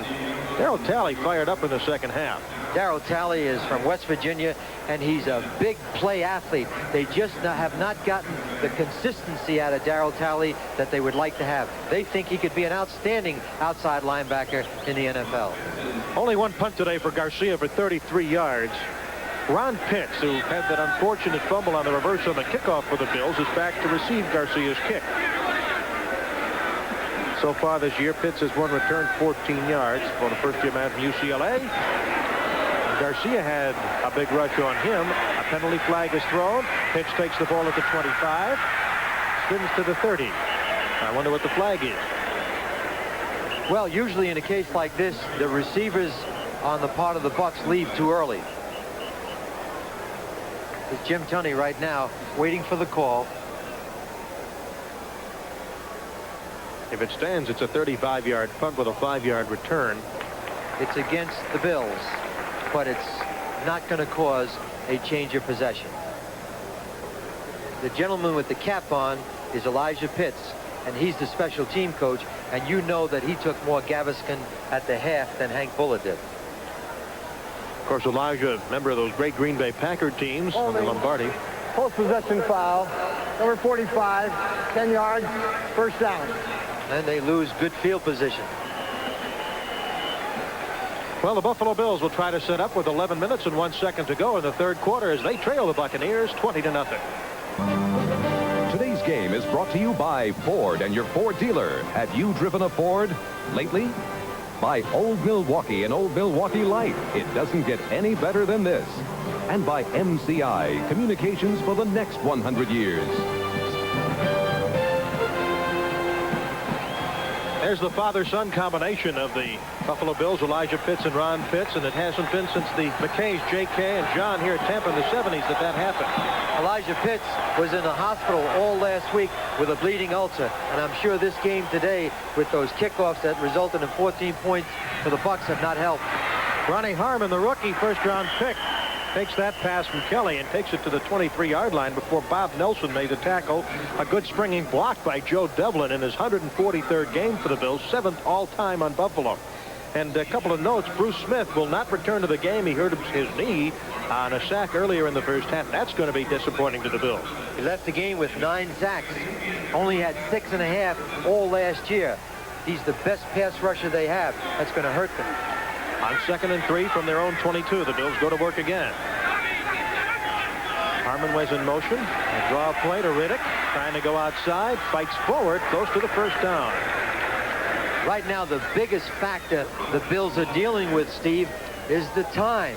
It's less than 10 minutes. It's going to be less than 10 minutes to go. They need to throw the football to get it upfield. They have to now start to take some chances. Otherwise, they're not going to have an opportunity to win this football game. Buffalo Bills offensive line today with Justin Cross, Jim Richard, Kent Hill, Bill Wolford, and Joe Devlin across the front. Now Vogler's in there for Cross at left tackle as he's been for most of the first half. 1st and 10. He did get the first down. Straight drop, fires, and it's complete to Harmon again at the 30-yard line. A good tackle by David Logan, who can get back up there. Kelly's going to have a high percentage today, but they're not moving the football. Threw another safe pass, and they have 2nd down and 5, or 2nd down and 4. Harmon, who started it for the first time last week against the Patriots, was a contract holdout as the first-round pick. Good receiver came into the game with 8 catches. There's Logan, his 600th career tackle in his 8th NFL season. That's remarkable, the durability. There's a wide-open man, Andre Reed, and he has a first down at the 45-yard line of the Bills before Vito McKeever from his cornerback spot. First-year man from Florida makes the tackle. Jim Kelly, that was vintage Jim Kelly. 3-step drop, and he delivered the ball through it almost like it was going through a pipe. Big, strong-arm player. As I said earlier, those stats are really not indicative. Watch Kelly on this drop right now. 1, 2, 3, deliver the ball right between the 8 and 3. Perfect pass, then picks up a first down about 12 or 15 yards. They need to do more of that. 20-0 Tampa Bay. 8:29 to go. Third quarter of play. 1st and 10. Big rush by the Buccaneers. Dumps it off incomplete to Jerry Butler. Chris Burkett is out of this ball game. Butler starting today. Keith Bronner a lot of action. And the reason Kelly is frustrated, when a quarterback scrambles out of the pocket, the receivers have to see that, and they have to try to run to get open and give him an open target. Not a lot of improvising by the Bills receivers of Hank Fuller. Well, they've had a lot of young receivers that were hurt. Andre Reed was hurt last week. Chris Burkett was hurt last week. And now they have another new receiver, Reed and Butler. The combinations have not been consistent, and that's hurt Jim Kelly also. From their own 45, it's 2nd and 10 from the Bills. A quick pass to Butler, close to the first down. He has the first down and nearly breaks a tackle down the far sidelines. Rod Jones hanging on for dear life, the rookie from Southern Methodist who started all games. Let's have an update from the 10-minute ticker right now and all the action around the country. I know a lot of you folks are concerned about what's going on in other games. And here at NBC, we like to keep you informed. Giants still hanging on. Cincinnati hanging on. Yeah, that's a tough road game for them. Cleveland increasing its lead. Indianapolis, the only team in the league now that has not won a game. On 1st and 10 from the 40, Kelly lots of time. Going deep, Reed. Dropped it in the end zone, but a flag is down. Reno McKeever was on him. And Sam, I want to ask, this is the brand new, all new secondary for Tampa Bay. All new, 2 rookies. And this would seem to be the thing Kelly could take advantage of. Well, no question about it. Kelly's just never had the opportunity, and now they're throwing deep. Let's listen to the call. Defense, number 21, 1st down.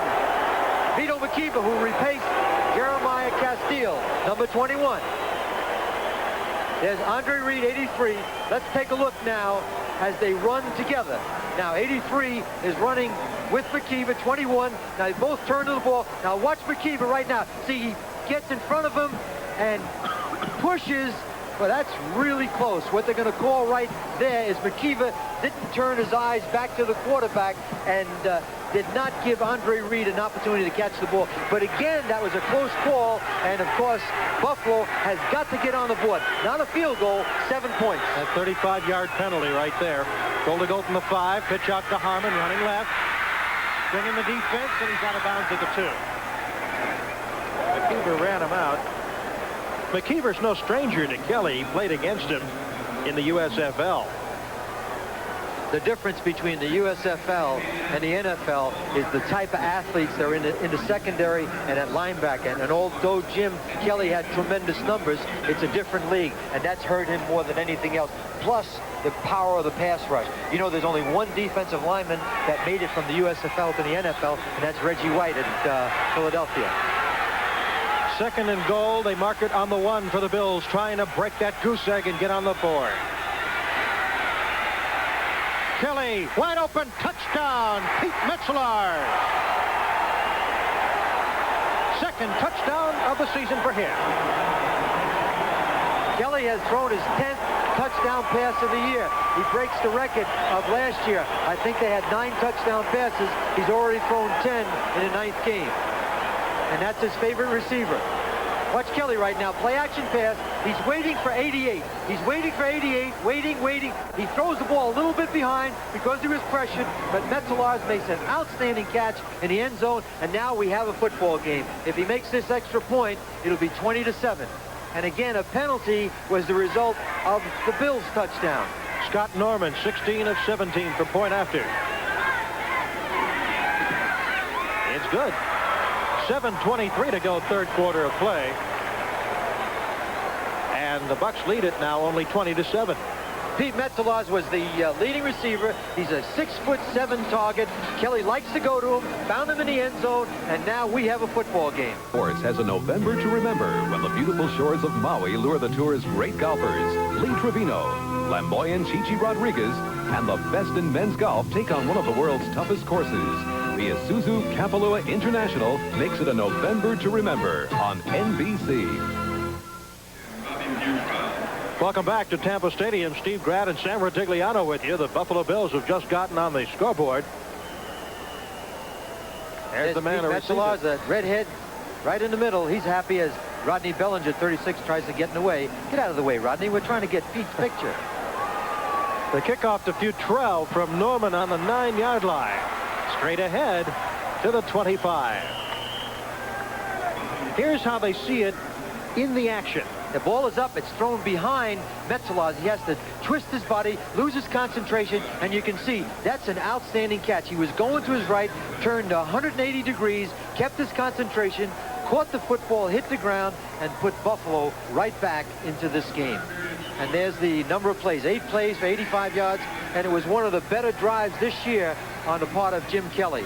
That's what he can do best, Steve. You get him a chance to do that, short game, long-range game, he's going to be an outstanding quarterback in this league. Set up by the pass interference call on the bomb on the attempt to Andre Reed. 20-7, Buccaneers lead, 7:14 to go third quarter, 1st and 10 Tampa Bay on their own 26. And that's nearly picked off. Bellinger had a clear shot at the ball. He's only hoping that he can still run to the end zone with it. And that's 20-14 right there. That drop is 20-14. And what happened to Steve Young, you take a look at the comparison right now as you look at the attempts and completion. On that last drive, Kelly really got the points on the board. That's all that really matters. But what Steve Young didn't do there, he threw the ball too late. He threw the ball too late, and Bellinger sat right there on that out pattern, and he had a 7 point. He scored a touchdown against the Colts where he recovered a fumble on a kickoff. He's a Florida native from Coral Gables, 2nd and 10. The U-back Bell goes in motion as Wilder gets the call. Good run. He leaps over a few people, and he gets tackled at the 32 by Steve Freeman. Freeman's been slowed a little by age and injuries, but he's always rugged. He's always in there. He reads well on defense, and that's why he hangs in. Makes the tough catch. You know, the most important thing a receiver has to do is make the tough catch. But as you look at Steve Freeman, you know, he is a durable, smart, Hank Bullitt type of free safety. Played strong safety before this year, but he's a tough guy, and he's kind of the hub of that defense. The Buffalo Bills record, 173 games for him on 3rd and 4 for Tampa Bay. It's his outside receiver, the up-back Jerry Bell. Freeman tackles him. Came back then, Steve, and he threw the ball on time. It was the same pattern that Bellinger almost intercepted.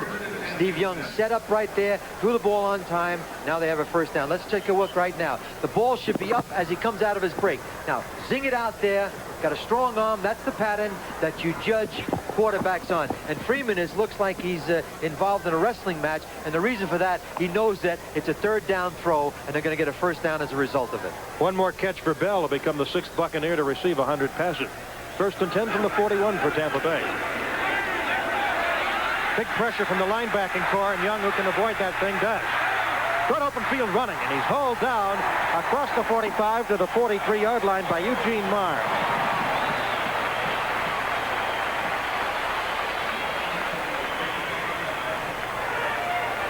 The difference between Steve Young and a lot of quarterbacks is he not only can hook slide for first down, get out of the pocket, he can make this thing interesting. He could go all the way for a touchdown. Watch the way he avoids 58. Cumbie, now go down, Steve. Remember what I told you at the beginning of the broadcast. There are no old running quarterbacks in the NFL.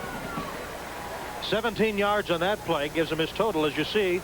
Buccaneers trying to answer the Buffalo Bills touchdown. Tampa Bay leads it 20-7. 4:55 to go third quarter of play. Wilder. Penalty flag down as Wilder's tripped up at the 40-yard line by Martin Bayless from Bowling Green. You know, I want to just get to this one point, Sam. You saw how Young slid down, protected himself. It'll be against the Bills. And we'll hear Jim Tunney. But we saw Danny White go down today for Dallas. Lehman Bennett cringes whenever Steve Young's piled on. Same with Kelly. 16 quarterbacks in injury reserve last year. What's going on? Well, the game has changed. They're no longer... Illegal use of the hand, number 76, will be added to the end of the run. 5 yards, first down. Illegal use of the hand right in the middle of your screen. Let's take a look at it as we see Wilder going to the left. Smirlis And what's happening is Perlis is grabbing hold of the guard because he doesn't want the guard to pull out and block somebody else. You teach that to nose tackles, but you don't want them to get caught. We'll get back to that point. Yeah, I'd like to hear more about that quarterback injury situation because it has just been a plague in the NFL. 1st and 10 from the 35 of the Bills for Tampa Bay. Leaker. Wilder flips it back to Young. He throws a bomb in the end zone, and it is up for grabs and incomplete. Intended for David Williams, but he was well covered by a host of secondary men, Charles Romes and Steve Freeman primarily back there for Buffalo, but the fans appreciate the daring by Lehman Bennett. Steve Young should not have thrown that football. He should have tucked it or thrown it out of bounds. That could have been intercepted. Getting back to your point, last year, as you said, there were 16 quarterbacks on injured reserve. The game has changed. They're no longer rushing the quarterback. They're attacking the quarterback. They're blitzing linebackers. They're blitzing safeties. And as a result, a lot of immobile quarterbacks are getting hurt. Even with the in-the-grass rule, it hasn't cut it back. 2nd and 10 from the 35 of the Bills for Tampa Bay. Wilder. White drain 45 off the bench. Another penalty flag.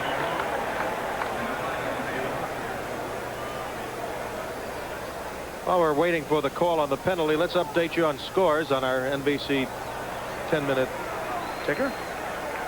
Preliminary call might be against the Bills. 10-7 Giants still lead. Detroit has tied Cincinnati. But down a little bit down the state, Dan Marino is going wild. 4 touchdown passes against the Oilers. 10 yards. The interesting thing about that is Miami has really been having a tough time on defense, and looks like they may get a shutout. Another penalty, this time against the Bucs.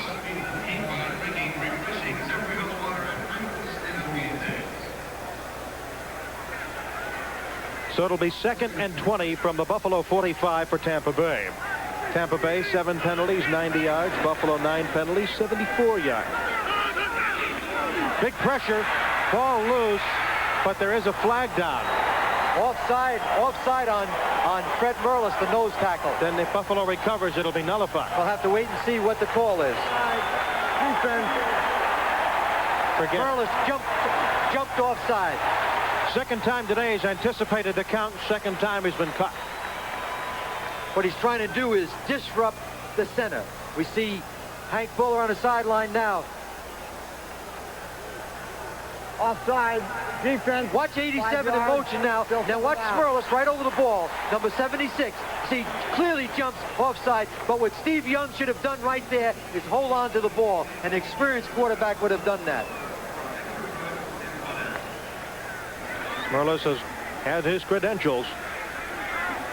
Would have been a big play for Buffalo. They could have been right back into this game. It's still 2nd and 15 from the Bills 40 for Tampa Bay, who leads 20-7. Naturally, a single back offense. Young, penalty again. He's flung down. McNanny reached in there. Big pressure, too, from Jeff Davis. Or rather from Gumby. George Gumby, former Packer. 5 days before the season opener, the Bills were able to grab him. Looks like it's against the Bucs, but I think Buffalo will decline it. It'll bring a 3rd down and a lot of yards. You see, Jim Tunney has had a busy day on camera with all the penalties in this game. All the self-inflicted wounds. Illegal use of the hands. Number 60 offense is declined. Also illegal use of formation. Offense is declined. 3rd down. Well, the illegal use of hands was on center Randy Grimes. Well, they now have a 3rd down. Look at the penalties. The Bills have 10 and the Bucs have 7.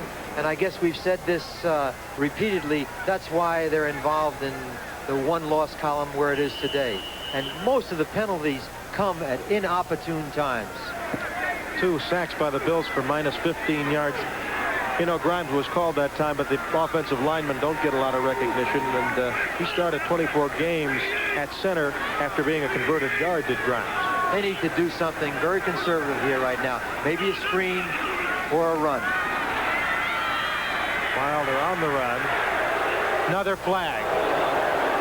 And Bayless is upset with Gerald Carter. Boy, the frustrations are mounting. Dunny's a little upset here, too. And who's he talking to? He's on talking the to Bills? Sean McNanny. McNanny must have said something to him, and Tony got upset about it. You want to be very careful now. You don't want to give the Bucs the ball because you said something to the official. Best thing for you to do as a player right now, get back in the huddle and keep your mouth shut. And you don't want to get thumbed because they're already missing Bruce Smith with a knee injury.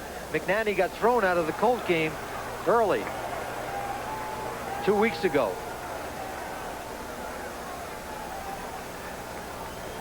Okay, Jim, let's get going.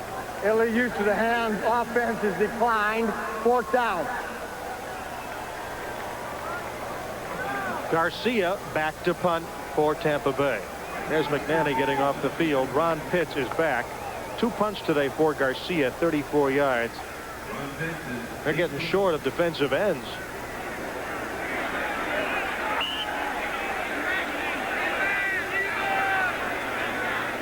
There's Frank Garcia having better luck today than he did last week on the road at Arrowhead Stadium.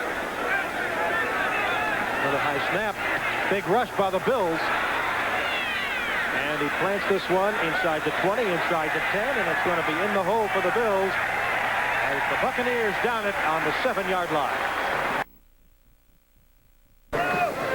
There's one of the most interesting signs you'll ever see in the National Football League. Born in Buffalo, but their heart belongs to the Buccaneers. However, a lot of Buffalo fans here today on a fan tour from Orchard Park. Also, former New Yorkers have moved to Tampa. But I want to ask you something. It was all Tampa Bay in the first half, Sam. The momentum, even though they pinned them down on the 7, is changing a little toward Buffalo, is it not? It's going towards Buffalo right now, and the thing that helped more than anything else was Jim Kelly put that drive together and got him on the board. Now, the Bucs have caught the disease. They're self-inflicted. Buffalo gets together a drive right now. They're right back in this game. They'll start from their own 7, 1st and 10, trailing 20-7. Kelly in the second half, 5 of 6, 43 yards and a touchdown, and he flings one out to the outside. Metzlar's his favorite. Is knocked down at the 12. Right now, Ahmad Rashad at NFL 86 has an update for us. Let's go to New York. All right, Steve, in Miami, Dan Marino hits Mark Duper on this short pass. He takes it 85 yards. It's Dan Marino's 4th touchdown on the day. 4 different receivers. The score in the 3rd quarter is 28-0. Thank you, Ahmad. And Sam, as Ahmad is talking about that big day by Marino, I bet a lot of Bills fans thought Kelly would be doing this all year. Well, the most important thing is supporting cast. Dan Marino has had great pass protection. 2nd and 5 from the 12. Good pass out to Andre Reed. He has a 1st down, and he's out of bounds at the 25-yard line. Greg Swope, the rookie from Illinois, forces him out for the Buccaneers. This is a big doubleheader day here on NBC Sports, and coming up we have a pair of games. Some of you will see the New York Jets battle the Seattle Seahawks from the Kingdom, and others will see the Denver Broncos and the Los Angeles Raiders at the Coliseum in a big AFC Western Division battle. Rubber match from the opening day. The Raiders need to win that to stay in the ballpark. If they win the game today, they'll be 1 game behind the Broncos. 2:10 to go, 3rd quarter of play. 20-7. Buccaneers floats one out to Riddick. Kelly, he's knocked out of bounds. Chris Washington, the linebacker, who pursues well and makes very few errors, knocked him out. They are short of the 1st down.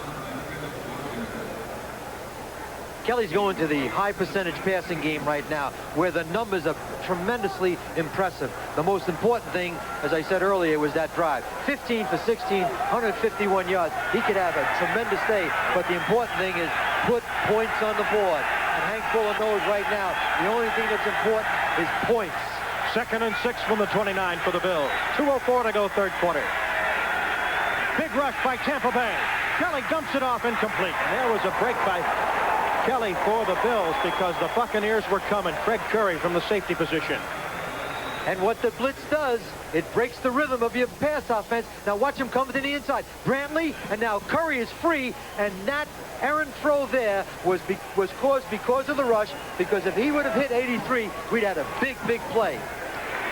Good block by Harmon, too, picking up the blitz. There's the Buccaneers secondary and defensive players. Ron Holmes in there today, number 90. He's nursing a knee injury. They were questioning whether he'd be playing. They need to get this 1st down now as we're getting involved in the closing minutes of the 3rd quarter. They're coming again.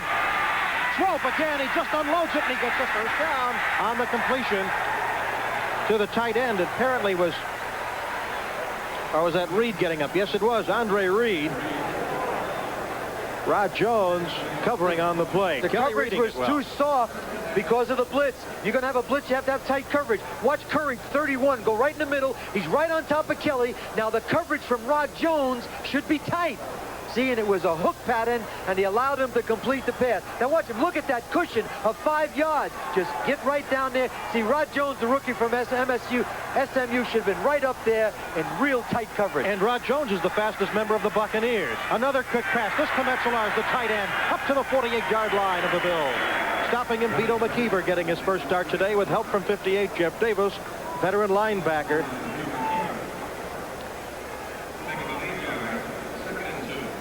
So 2nd and 2 from the 48. Boy, Kelly is opening it up. Remember, in the first quarter, as we check our 10-minute ticker, and now Cincinnati and Detroit are tied. New England's ahead of Atlanta 12-1. I don't, maybe that's left over from baseball. The World Series. Pittsburgh increasing its lead, so do the Eagles increase their lead on 2nd and 2. They need to get to midfield. Riddick having trouble. He turns the corner, gets the first down, and knocked out of bounds by Vito McKeever.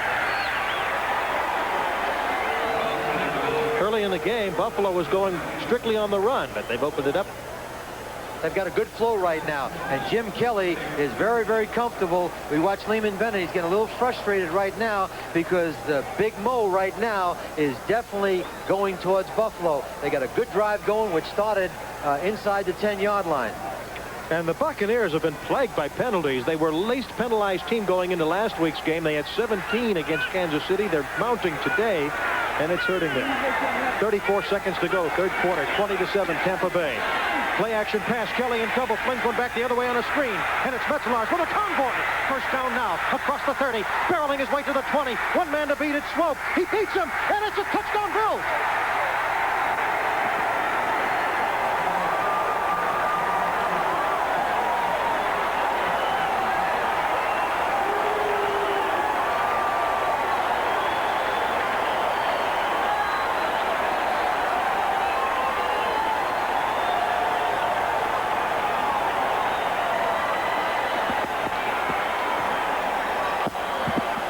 Metzelaar with 7 receptions today and 103 yards. It was a screen pass from the tight end. He was lined up on the right side, went all the way over to the left. Kelly was pressured, got on the ball, and had a tremendous convoy as we watched the extra point. And this thing could be 20-14 with an entire quarter left to go. And the reason Jim Kelly, as we said at the top of the broadcast, Jim Kelly is the savior, and he's brought him back into this football game. Howard, Angela Lansbury, and Michael Nouri are caught in a deadly game of deception. An all-new Rage of Angels. The story continues tonight. Steve Grad and Sam Rutigliano back with you at Tampa Stadium, where the Buccaneers had a 20-0 halftime lead and led by Jim Kelly, who's 11 of 13 in the second half, 129 yards and 2 TDs. It's now only 20-14, Sam. That momentum is definitely in the Bills' favor. Well, he had a good mixture. He was throwing the high percentage short passing game, got the ball upfield, and that was an excellent call by their offensive coordinator, Bob Leahy, in the press box. It was a tremendous screen. We had a lot of success with it with Ozzie Newsome, and the guy who invented that was Don Coryell with Kellen Winslow. That's a tough screen to handle at a certain situation in the game. Norman's kickoff will go to Nathan Wansley on the 2-yard line of the Buccaneers. Good running by Wansley, and if he'd not slipped on the natural turf a little bit, he might have had more than to the 27. Here's the big play, Metzelaar. Watch the play action. See, Kelly now wants to draw all the white jerseys. He's actually running. Look at all the white jerseys. Now he just throws a little ball. Now all the guys in white have to go up, back the other way. But look at all the blue jerseys in front of Metzelaar, and he does what he has to do right here. Avoid a tackler. He runs right by him, 41. Craig Swoop, the strong safety, and Metzelaar goes in for his second touchdown. very well executed and a good call by the Buffalo Bills. That was like a cattle drive by the Buffalo Bills. They had all that beef coming up leading the convoy for big 245 Metzelars as Wilder gets stopped on 1st and 10. So that's the end of the third quarter of play. The score 20-14. Tampa Bay will be back after these words from your local station. Just fun. Sunday at 8 on TV2. Batten down the hatches. We're ready for the final 15 minutes of football through 3 quarters. There's your statistics. Things equaling out now. It's 20-14 Tampa Bay. Tampa Bay has to answer the call. Got to put something together in this drive. Can't afford to give the ball back to Buffalo. And they have a 2-back offense now for the Buccaneers. Both Wansley and Wilder in there. 46 and 32. A little confusion on the part of Wilder. 1st and 10 from the 30. Straight drop. Young pump fakes. Throws deep. He's got Carter. A big gainer. Bellinger hauls him down at the 25.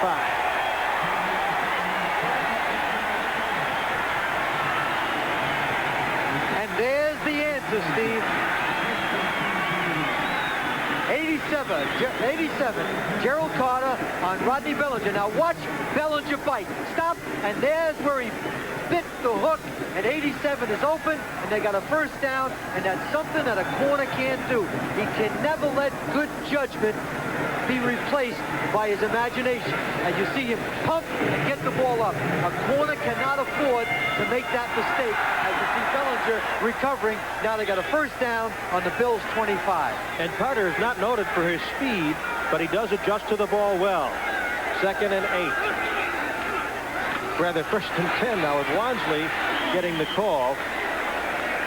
It's 20-14. The Bucs lead the Bills.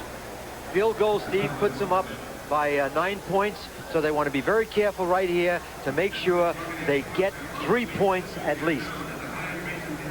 He picked up 4 yards, did Wansley. That was Carter's longest reception of the year, that 45-yarder. Who said Steve Young couldn't throw the ball deep? He's got a live arm. I think Doug Williams said that from the booth in Washington. I think Doug was wrong. 13:28 to go in this football game. A 6-point lead for the Buccaneers, but they're knocking on the door on the Bills' 21-yard line. Wansley slips through 2 tacklers and gets to the 19. Our game very exciting. A lot of games around the NFL very exciting, as we'll note on the NBC 10-minute ticker. Giants and Dallas in a real close one. New England a 2-point lead over the Falcons. Cincinnati and Detroit tied, all third quarter scores. Browns have their game well in hand, as do the Dolphins. The Saints have increased their lead over San Francisco. Cincinnati loses means Cleveland's in first place in the Central Division. And Pittsburgh pounding Green Bay from that Central Division. Here's our situation. 3rd and 4 from the 19 of the Bills for Tampa Bay. 1 back. Fake handoff to Wilder. McNanny put pressure on Young. He's rolling the other way, directing traffic, improvising. Carter taking it. Another flag. Should have made that catch. May get a break, though. It's against Buffalo. Derek Burrows on defense. Remember, Derek Burrows. Pass interference, defense in the end zone, number 29. Ball replaced. Derek Burrows replaced Charles Rome's #1 draft choice.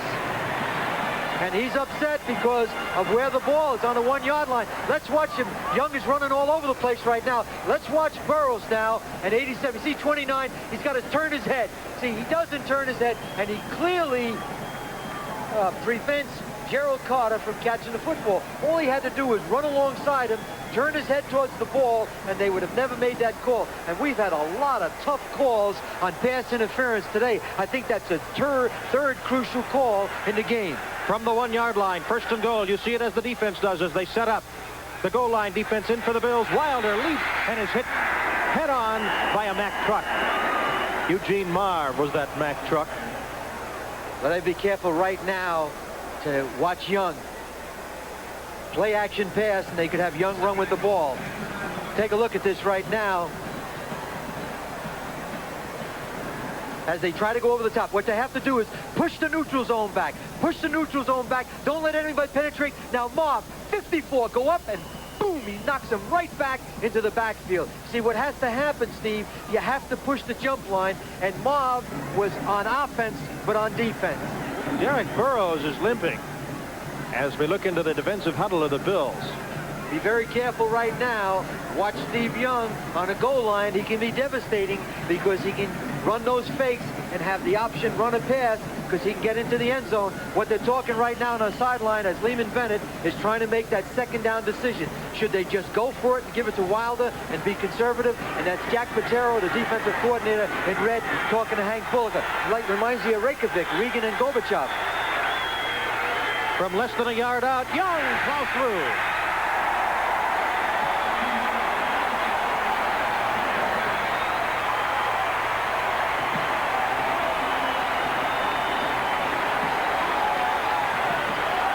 His 5th touchdown of the season, his 2nd today, and Hank Fuller sees the momentum swing back to the Buccaneers. 3rd down and 4. They had him stopped, and a penalty gave him the touchdown. Penalties have accounted for all the points.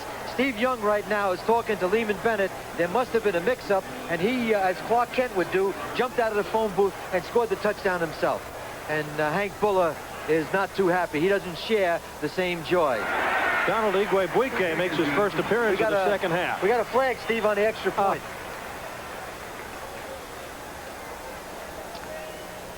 I'll have to wait for Jim Tunney, who's going to have laryngitis before this one's over, to explain it. Try for point was successful. Defense has 12 men on the field. Will be penalizing the kickoff 5 yards. Now that's a good adjustment. 12 men on the field. It's a good adjustment. You can do anything, try to stop them. And Hank Fuller's upset right now because somebody on the sideline didn't listen as he talked to Steve Freeman and Rodney Bellinger right in the middle of your screen, 36 and 22. 12 minutes, 6 seconds to go in this game, and Tampa Bay now leads the Bills by the score of 27-14. Donald Igwe-Buike will tee it up from the 40 after the Bills were caught for 12 men on the field. Sam mentioned that shows the officials know how to count. In fact, Dave Broughton and Richardson, it goes to Broughton's end of the field, and it goes all the way out of the end zone for a touchback. Steve Young scored a 2nd touchdown today, and it was good drive blocking by the Buccaneer offensive line. Went behind Sean Farrell, his right guard, who's their best drive blocker. He takes Smerlis right out of the play, and he goes right over the top for the touchdown. Boy, it's a tremendous advantage, Steve, to have a great athlete at quarterback. And Steve Young is proving that this afternoon. 12 minutes, 1 second to go in the game. Tampa Bay leads Buffalo Bills 27-14. There was the scoring drive, as you see. Sam, defensively for the Bucs. Are they going to pressure? They're going to lay back? What's the strategy? I think they have to go after Kelly. They just have to take their chances and go after Kelly. They can't let him sit back there and pick him apart. Straight drop. Some time. Flings a little pass out to the right side, as he's been doing all day. Riddick with the ball, and he is knocked down across the 25 to the 26 by David Logan.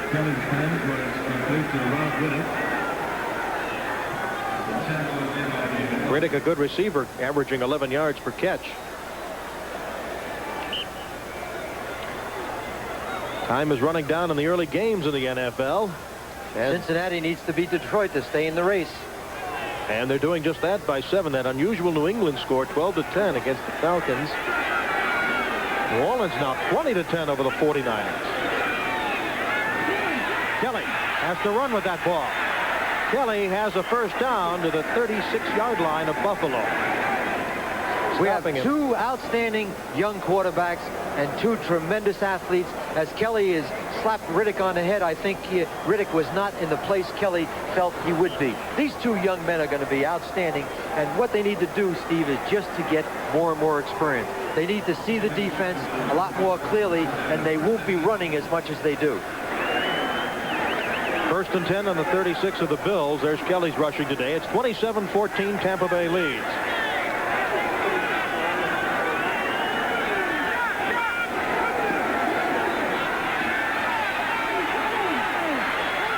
That is tipped and caught by Harmon. It was tipped off a defensive man, Scott Brantley, and Harmon brings it down to the Tampa Bay 41-yard line. And I must say that Jim Richer saved the day back with some excellent blocking, picking up the pressure on Kelly. You can't give Kelly time. If you do, he's going to pick you apart. Watch Kelly right now. He's got tremendous protection. He sends Harmon right down the middle of the defense. Good thing about that is the hit. Greg Swope hit him, and he held on to the football. They're down 2 scores. They have to score 2 touchdowns to win this game. So this drive, with less than 10 minutes to go, is very important to Buffalo. 9:58 to go in the game. A 28-yard completion for the Bills. Kelly straight back. He's going for all of it. Andre Reed. Off the fingertips. Coverage by Rod Jones.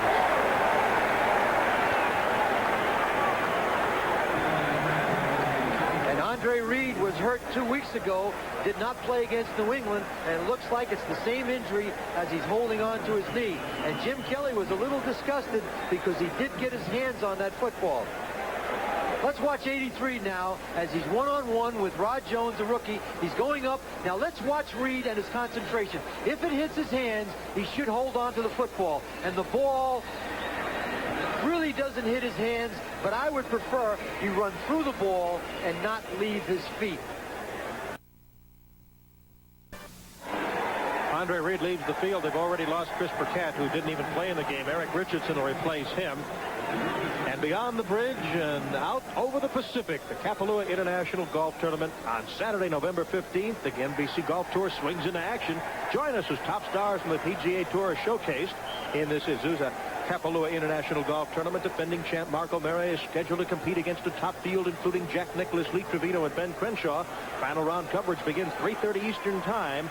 It's a November to remember right here on NBC Sports. Our producer Larry Cirillo will have the unfortunately tough task of going out there to Hawaii to do that. Meanwhile, 9:50 to go in this game. 27-14, white uniform Tampa. Kelly going deep again, and this time it's bobbled and knocked away, and an outstanding bit of volleyball work by Rod Jones as Eric Richardson almost caught that ball. Good play by the rookie from SMU. Richardson almost caught that football. Let's watch it as they run step for step. Eric Richardson and Rod Jones trying to get away from him. Now watch the concentration. Richardson's going to concentrate on the ball. Now watch. He goes up. He hits the ball. Now he got a chance to catch it. And Jones recovers enough to slap the ball away. Tremendous concentration on the part of both the receiver and the defensive back. They're not going to be able to pick on him. He's shown he's strong enough for the task. 3rd and 10 on the 41 for the Bills. On the Tampa Bay 41. 9:42 to go in the game. Got to get 10 yards. From the sprint formation, the screen out to Harmon. Penalty again. Harmon trying to outdance a defender. Gets by the first man.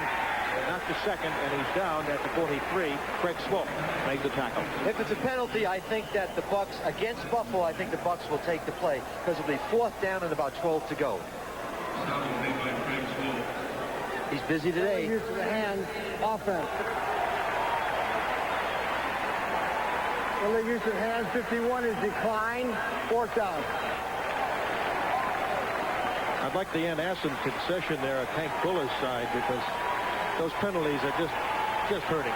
Steve, no coach in football, including Hank Fuller, coaches penalties. And it's a thing that basically kills you. You look at Leavin Bennett, he's had his share of penalties in the opening of this second half where they almost allowed the Bills to get back into this game. And remember, it was the big play by Steve Young to Gerald Carter to get him back in the game, and then Steve Young went ahead and scored a touchdown on the quarterback sneak.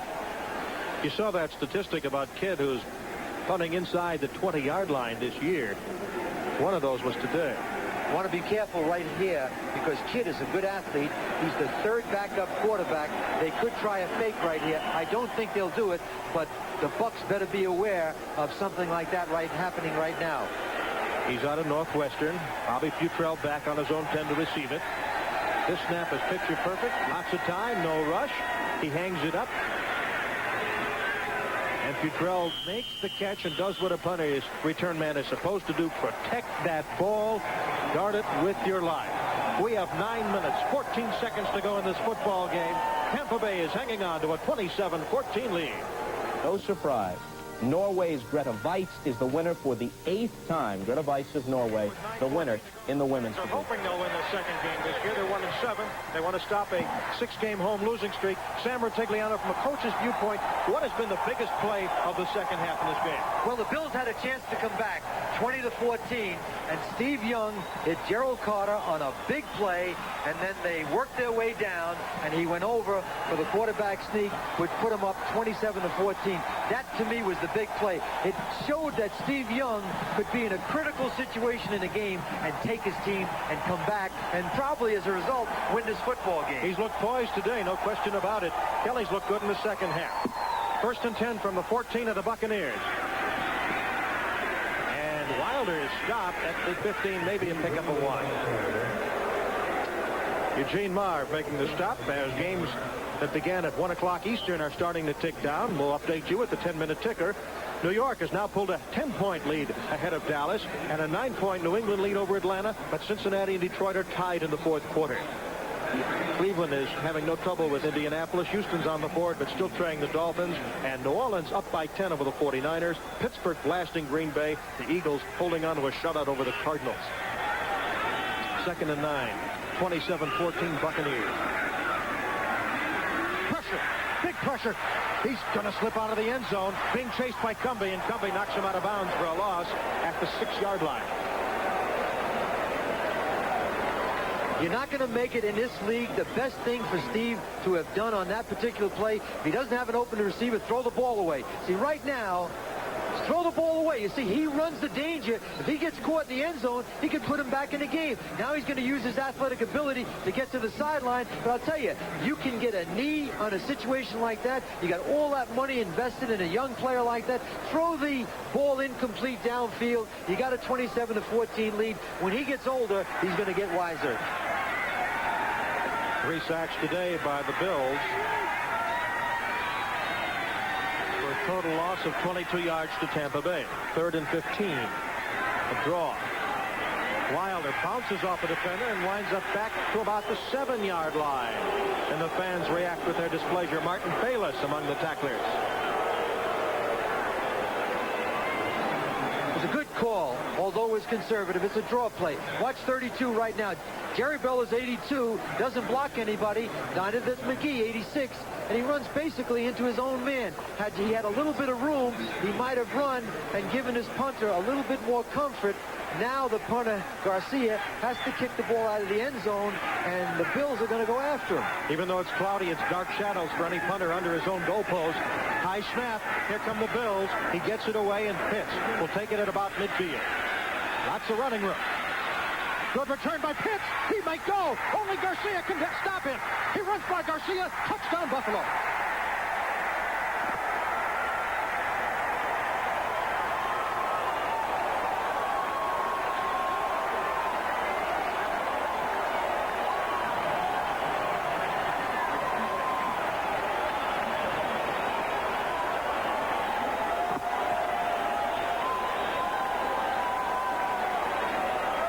Sam, does that atone for that big mistake in the 1st quarter?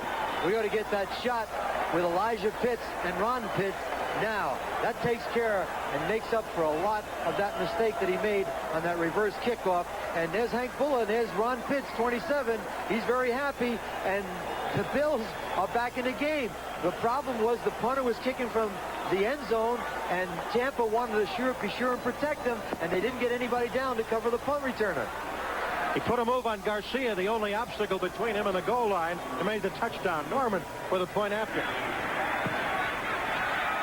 And this game is far from over. Tampa Bay 27, and now Buffalo 21. There's a very excited Elijah Pitts. Elijah Pitts is to the left. That's Ted Cottrell with the headset. And he's very happy right now. His dad, his son, just ran back a punt for a touchdown, and more importantly, it put this team back in the game.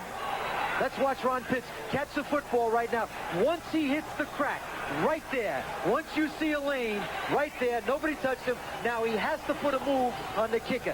No way should that kicker tackle him. He should get into the end zone, and he does.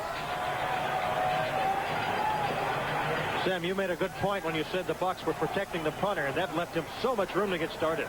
Once he hits the crack right now, now put your move on Garcia. Little jiggle, little shake, in the end zone, touchdown.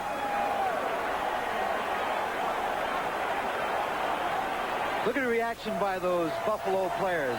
And look at the reaction on the sideline of Ron Pitts. He was frustrated when he fumbled that kickoff, and now that's the high moment. There's no middle ground in this game. You're either on top of the mountain or someplace on the bottom trying to climb to the top. We have 7:32 to go in this game. A reminder, the Buccaneers led 20-0 at the half. Special teams have definitely been the key today for both sides, both good and bad. On losing teams, the first thing that goes is special teams. Those are the people that don't respond as positively as everybody else.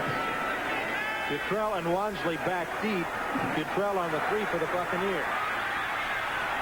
He gets a lane and is spun down finally at the 33-yard line by the Bills.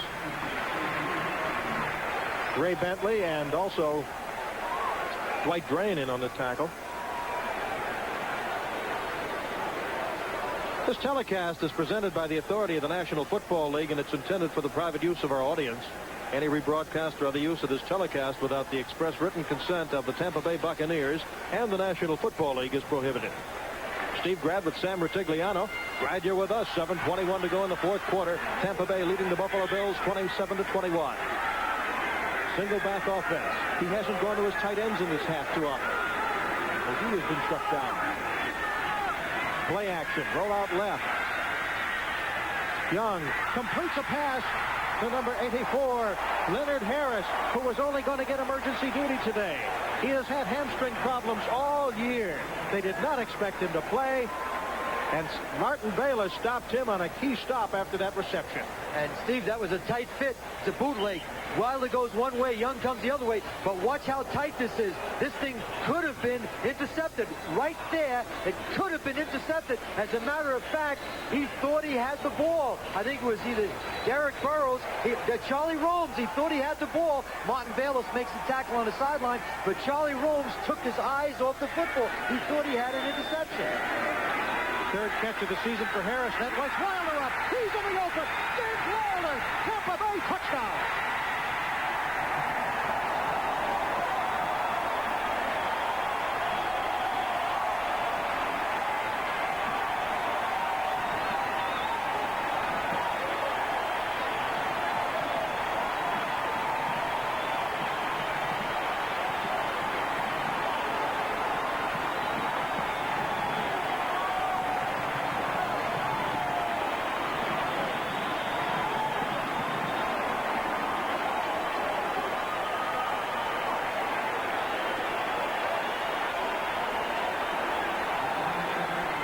James Wilder's second touchdown run of the season, and what a time for that. 45 yards on that one. He has 18 carries for 95.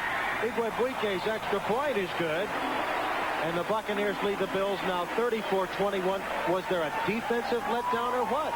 Well, nobody wants to win this game. They're trying to give it away. Watch Wilder. Buffalo apparently relaxed. Once he gets to the outside, good block by 82 Jerry Bell. He hits the crack there, gets another good block by his wide receiver, number 84, and he's gone into the end zone. And Harris, 84, broke Wilder for the touchdown. Big play. This is a tackle. Watch 84. He blocks two men, and Wilder goes into the end zone for a touchdown. You know, when wide receivers block downfield, you get touchdowns instead of first downs, and there's the proof right in the pudding as Wilder goes into the end zone, and now it's 34-21, and a few seconds ago, Buffalo was in this football game 27-21. The veteran from Mizzou, his second longest touchdown run of his career. And it's also the longest run of the season. Prior to this, his longest run was 24 yards. Lehman Bennett, his pulse now feeling a little bit better. Blood pressure's gone back down a little bit. I don't know about that. There's still 6 minutes to go. Well, it's a lot better when there's 6 minutes to go and you're up 34-21 as opposed to 27-21. Nothing is for certain here in Tampa today on the kickoff. And the Bills return it. Walter Broughton. Watch Lehman Bennett right now. He's got a little bit of step in his walk, and he's smiling right now for the first time in about a month. Everybody was saying these coaches are under the microscope. We visited with Hugh Culverhouse yesterday. And Hugh Culverhouse was very, very positive, as Ralph Wilson was very positive last week. You don't gain anything by making changes in the middle of a season. What you have to do right now with young teams, give your coaches a chance and try to develop some kind of continuity. Richardson, Butler, Broughton, 3 wide receivers for Kelly and the Bills from the spread. 1st and 10 at the 33. They trail 34-21. He dumps it off to Riddick. Riddick gets some running room and gets a first down to about the 44, 45-yard line. Scott Brantley made this tackle, the 7-year man from Florida. 6 minutes to go in the game. Bills continue to move. Very short huddle as you get updates from our 10-minute ticker. On first down. Lots of time for Kelly. Got to find a receiver. Now they improvise. Kelly runs, heading for out of bounds. Short of the first down, but he does stop the clock. Browner sent him out of bounds. Hard. No problem. He hit him while he was in bounds, and Kelly slipped and went under the bench. Watch Kelly. Now watch Browner. There's Brantley, 52. Browner comes off the block, and right there in bounds, he pushes him. Perfectly legal, and Kelly goes underneath the bench, but he's okay. That's Scott Brantley from Florida. He intercepted one for 57 yards this year. What they don't want to do right now is get in and prevent defense, because it won't prevent anything. Play the game the way they've played it thus far. They got to be aggressive up front and aggressive on the receivers. 2nd and 1. Give this to Harmon. He has a first down to the Tampa Bay Buccaneer 43-yard line. Jeff Davis made the stop. Jeff Davis, rough, tough, number 58, a former gospel singer as he grew up, but he's quite different here in the football field. Hurry up offense for the Bills. Kelly's got to hurry right now. He's got to make sure he goes no huddle and uses his timeout. If he completes a pass, he's got to call a timeout. Incompleted pass, the clock stops. Any pass that he completes in between the numbers now for 10 or more yards, he's got to call a timeout, because the biggest factor right now is 5 minutes and 13 seconds to go, and they need 2 touchdowns to win the game. So Kelly needs to call a couple of plays and go into no huddle, because if they score a touchdown, they're going to need their timeouts to stop Tampa Bay. Time is a big factor right now. On 2nd and 10, with both teams having a full complement of timeouts, the Buccaneers bring in the extra nickelbacks and take out some of their linebackers. Remember, if he completes a pass, he must call a timeout. 4 down linemen. Penalties. Could be the Bucs were offside. They jump. Kelly in trouble. He eludes trouble. Now he races for the sidelines. He can stop the clock. He gets the first down, picks up important yardage, and gets bumped out of bounds by Curry, and another flag. Greg Curry bumped him, and that could be an unnecessary roughness call. And Kelly got up fighting. And I understand. Everything's okay. You're going to get another additional yardage put on it, which is not wise on the part of Tampa Bay. Let's take a look at Kelly right now. Is he out of bounds? Is he out of bounds? What happened is, I think the blow to his head was a personal foul, because it was very close as to whether Craig Curry hit him in bounds or not. Personal foul. Unnecessary roughness. Tampa. So Curry, the 3rd-year man out of Texas, former Indianapolis Colt, is now in his 3rd start today. Right now, let's go to Ahmad Rashad at NFL 86 for an important update in New York. All right, in Detroit, Eric Hipple ties the score at 17 as he hits the former Buccaneer Jimmy Giles on this 5-yard touchdown. They're tied in the 4th quarter, and Jimmy Giles has found new life in Detroit.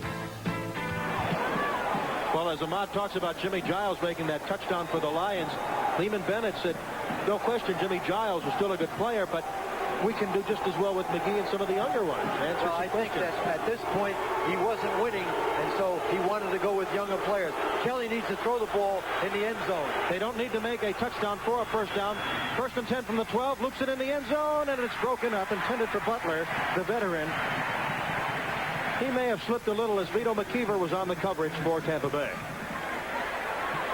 Timing is very important on the part of the receiver. Let's watch Jerry Butler. Then right there he slipped and he lost his momentum, and now there's no timing in the play. He's going to go up for the ball, but McKeever turns his head and he goes up and knocks the ball out of Jerry Butler's hand. And Jerry Butler not fallen on on the beginning of that drive into the end zone, he probably would have had better position. Kelly, 21 of 27, 254 yards passing, 4 rushes, 41 yards.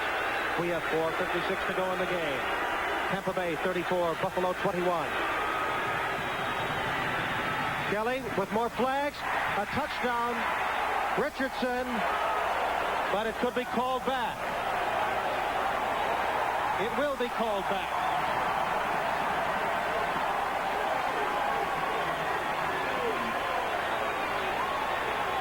What can Hank Fuller and Lehman Bennett do? Both these coaches have seen mistakes after mistake. Holding 65, 10 yards, still second down. Tim Vogler guilty.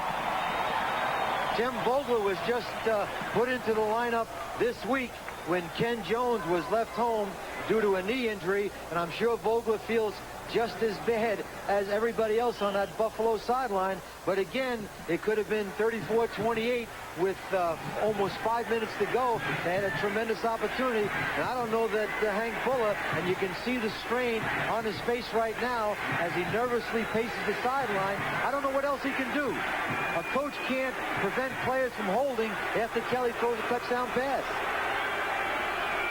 2nd and 20. Kelly dumps one to his relief man, Riddick, who's in the middle of the field and gets back to about the 17. He's punished as he gets knocked back across the 20 to the 23 by the Tampa Bay defense.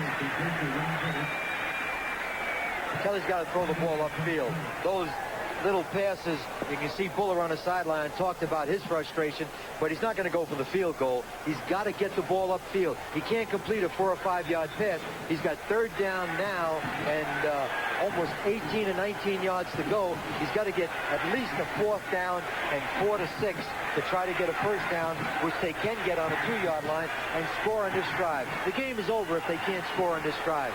Tampa Bay with the defense that was last against the run. Buffalo tried to exploit it, couldn't. 20th against the pass on 3rd and 19. It's complete inside the 10. Call a timeout, Jim. Call a timeout. Eric Richardson, the receiver, and Kelly does just that. Chris Washington covering.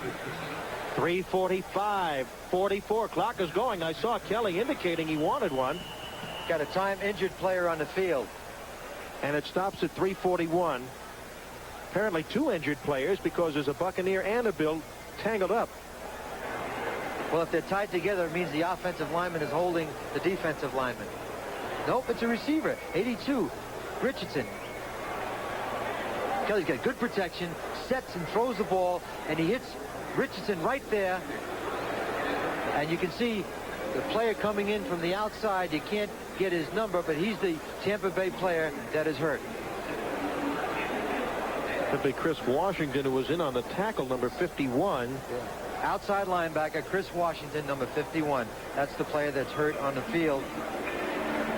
And it looks like it's in the upper part of his body. He was hurt as he tackled Richardson and went down right away. And you have all those orange jerseys that watch him. There it is right there from the outside. You can see right there he hits. Looks like it's the upper part of his body. Looks like he might have gotten dinged or hurt his shoulder. Now we have a 4th down and 8. They can make a 1st down on a 2-yard line, and Kelly's got to complete this pass. And right now, the receivers have to make sure that they get the full 8 yards or get into the end zone. And you can see right now, as you're going from sideline to sideline, from Hank Fuller to Lehman Bennett, Lehman will not be comfortable until he gets into the locker room and someone tells him that they won the game. Don't forget, many of you will see either the New York Jets at Seattle in the Kingdome against the Seahawks, or the LA Raiders will be at the Coliseum hosting the arch-rival Denver Broncos. That's coming up next, the second half of our NBC doubleheader. I'm Steve Grad with Sam Rutigliano. We're glad you're with us here at Tampa Stadium on Florida's Gulf Coast. We have 3:41 to go in our game. Tampa Bay 34, the Buffalo Bills 21. Chris Washington, the linebacker, is the injured Buccaneer on the field. One of the good signs, Steve, is you can see he's talking and he's moving both arms, and the Tampa Bay doctors are really making sure they don't take any chances. Right now, let's pause briefly for station identification. This is the NBC Television Network. This is WGRZ TV2 Buffalo.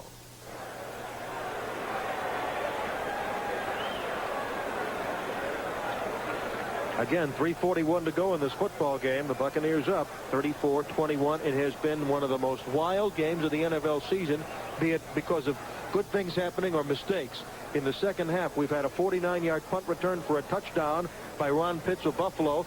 Right on the next series, one play later after the kickoff, Wilder goes 45 yards untouched for a touchdown for the Buccaneers. And one of the things that teams struggle with, in the position that both Tampa Bay and Buffalo are in right now defensively, the things that you really fight for is to prevent big plays. And big plays against the defenses put you down in the ratings. And one of the things that they haven't been able to do today on either defense is to be able to stop big plays on the part of both offenses. Getting back to your point, just a couple of years ago, we're looking now at Chris Washington's wife, as she is, extremely worried about what could be going on and what's the situation with her husband. But they did have Hugh Green, Leroy Selman, and suppose they would have had Bo Jackson, and you have 3 players like that, this franchise could be on its way. And that's Hugh Culverhouse is right behind him, the owner of the Tampa Bay Buccaneers. There he is in his booth right now, and you can see that he's very concerned. One of the nicest men in pro football, by the way. One of the real owners in the National Football League who really cares about players and coaches. We had a chance to visit with him yesterday, and he said unequivocally he can't understand why everybody started the rumors about Steve Spurrier replacing Lehman Bennett, and it's not true. Doctors Paul Lunseth and Joseph Diaco and Chris Washington are letting the fans know here, some 40,000 plus, that he's okay. And that was really, really a comforting gesture to all these people very concerned, and especially to his wife Sharon. There he's giving the signal, I'm all right. That's Chris Washington, the linebacker for the Buccaneers. Now, what does it do to Buffalo? He has to complete this pass, and it has to be for 8 yards. Clock continues. Neither team lost a timeout on that. 3:28 to go in the game. 4th and 7. Kelly rolling. Devlin gives him some protection. Fires in the end zone. Caught. Touchdown. Jerry Butler, the veteran, in traffic. Makes the catch. Back after the devastating injury in '83, the veteran from Clemson shows why he's so valuable. Oh, what great hands. Now Tampa Bay is going to have to line up in case Buffalo wants to try an onside kick with 3:20 to go, and Buffalo has all their timeouts. Kelly is rolling out right now to make sure he has protection. He's got plenty of time. He looked to the right of the screen. Now he reloads. Now watch him fire the ball to Jerry Butler, the veteran, and he makes an outstanding catch. Has a guy all over him, and now we have a 34-28 game. It's still anybody's game with 3:20 to go. We're talking that the losing team would score at least 21 in this game, and no matter how this is going, be it special teams, offense, or defense, it's wild. Now, we do have an update on Chris Washington. He was knocked unconscious momentarily. For precautionary measures, they are taking him to the hospital. That's the status on Chris Washington. The drive by the Bills, 9 plays, 68 yards, 3:07. That's how long it took them. Culminated on that touchdown pass from Kelly to Butler. I think it would be ill-advised for Buffalo to have an onside kick right now, because there's 3 minutes and 20 seconds left to go. They have all 3 timeouts. They have the 2-minute warning, and if they can kick the ball off and get the Bucs back inside the 20-yard line, they got a chance, to get the ball again. As we see the scoring drive, 9 plays, 68 yards, 3:07 left, 34-28. And Kelly and Young are proving, as we said at the beginning of this telecast, that they're 2 fine young quarterbacks that are going to be destined for greatness in this league. So Scott Norwood will tee it up again. He was almost non-existent in the first half when the Bills were being shut out 20-0. Norwood, who last year scored a third of their points. The Bucs have their onside kicking team in, and look for Norwood now to hit the ball to the left or the right of the kicker and try to drop it in there, and the Bucs better hustle back to get under the ball. Only and remember, Wansley's you back. can fair catch a kickoff. Pitts and Drain on the outside man, and he kicks it deep to Wansley at the 5-yard line. Spins away from 2 tacklers, and there goes Wansley, tripped up at the 34. A good break for the Buccaneers. On a good return, he could have been slugged back inside his own 20. There's Kelly on the sideline now. He's had an outstanding day. Look at the numbers of Kelly and Young. Kelly is almost a 300-yard game with 3 touchdown passes. That means he's thrown 12 on the season. That's 3 more at this point than they did all of last year. And now the Bucs need to make sure they can knock out a couple of first downs and they can win this game because the Bills are going to use all 3 timeouts. A perceptive Buffalo Bill fan would have noticed that Norwood made the tackle on that, and a saving tackle it was. 3:07 to go in the game. 34-28, Tampa Bay leads the Buffalo Bills. 1st and 10 from their own 34. Rolling out is Young. Throws a screen back the other way to Wansley. Make that Calvin McGee the tight end, and he's got a first down. McGee had been silenced in the second half, catches a big pass. That was the same screen that Buffalo threw to Metzelods for a touchdown. Watch Young now come all the way over to his right. He wants all those blue jerseys to be there. Now he sets up, gets the ball back to Calvin McGee. He's got a host of blockers, picks up a good block by his center, Ron Grimes. Now he drives forward for a first down, and that's 1 first down. That was a good block, too, by 72 Rob Taylor, the former USFL player. Buffalo should have called a timeout. Buffalo should have called a timeout. 2:23 to go. The clock continues to tick. 1st and 10 at the 46 of the Buccaneers for the Buccaneers. Wilder will grind it out. He already has a 45-yard TD. This time, he is greeted by half the defense of the Buffalo Bills. And there goes the first timeout. Smurless in there, Eugene Marv, the regulars.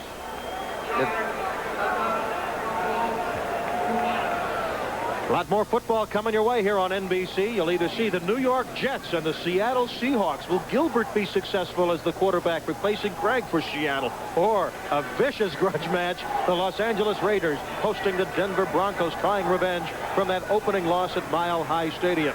Second half of our doubleheader here on NBC. The strategy right now on Buller's sideline is to make sure they don't get another first down. And what he wants to do right now, don't call a timeout because they're going to run the football, let it go down to the 2-minute warning. And, of course, the strategy on the other side is to make sure that you keep the football, stay in bounds, and don't fumble the ball. Keep the clock going. Got a couple of finals to report. The 49ers were upset on the road today. The Saints 23-10. And the Dolphins defeated the Oilers today 28-7. Also today, Pittsburgh over Green Bay 27-3. There's your finals as our 10-minute ticker comes up with 2:11 to go in this game. 34-28 Buccaneers.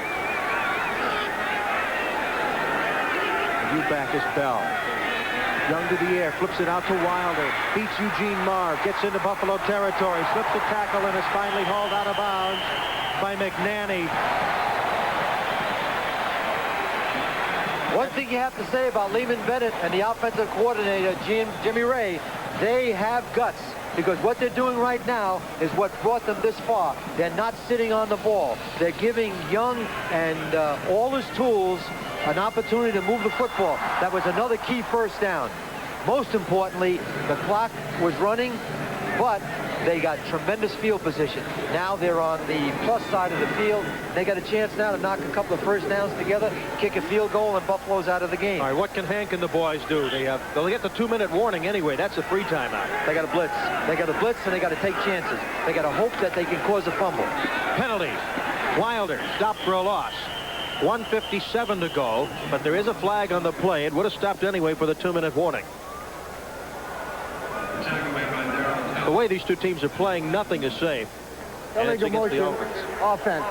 An illegal motion play. The Bills will take the play. 2 minutes.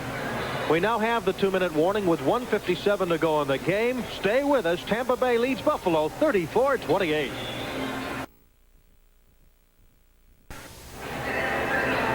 We have co-winners of the Budweiser MVP, the Most Valuable Player Award, sponsored by Budweiser. Both are Tampa Bay Buccaneers.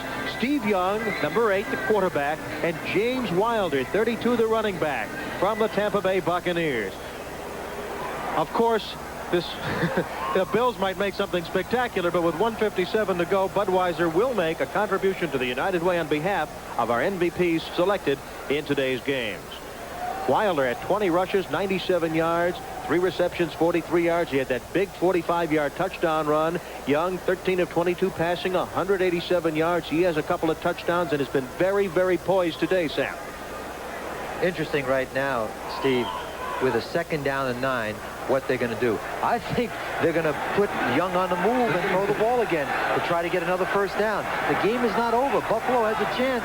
Get the football back. They get a chance to win the game. Bills trail by 6. 1:57 left in the game, but it's the Buccaneers' ball. Here they come. And I tell you, Steve Young just didn't even get a good throw off, and only 4 seconds eclipsed on that attempt to Gerald Carter. It obviously slipped. The important thing about that is the clock stop. They're going to have to, they don't get a 1st down on this play right here, they're going to have to punt the football. And Buffalo, what they need to do right now is to make sure that they get the football back, because they'll get the ball back with 2 timeouts left and possibly 1:45 to 1:40 seconds. And as long as you got a guy like Kelly, you can win the game. And remember, a touchdown makes it 35-34. What a finish. Oh, how those kickoff miscues killed Buffalo in the 1st half, leading to Buccaneer touchdown. Screen, and a screen pass goes to Wilder. Slips a tackle. Eugene Marv tackles him, though, at the 31. Short of a 1st down. Coming with the long field goal. Field goal right now can put Buffalo out of the game. And Wilder had 2 yards or 3 yards to go, and it was an outstanding tackle in open field, and it was a big tackle. The Bills have used the 2nd timeout. We have 1:33 to go in the game. Tampa Bay leads the Buffalo Bills by 6. He will try his 2nd 49-yard field goal of the game. He was successful on his 1st and on the 26-yarder. Sam, why no punt? Because all he can gain is 11 yards, and if he hits this field goal, he can take him right out of the game. Let's take a look at this follow-through. It's going to go to the outside. Wide.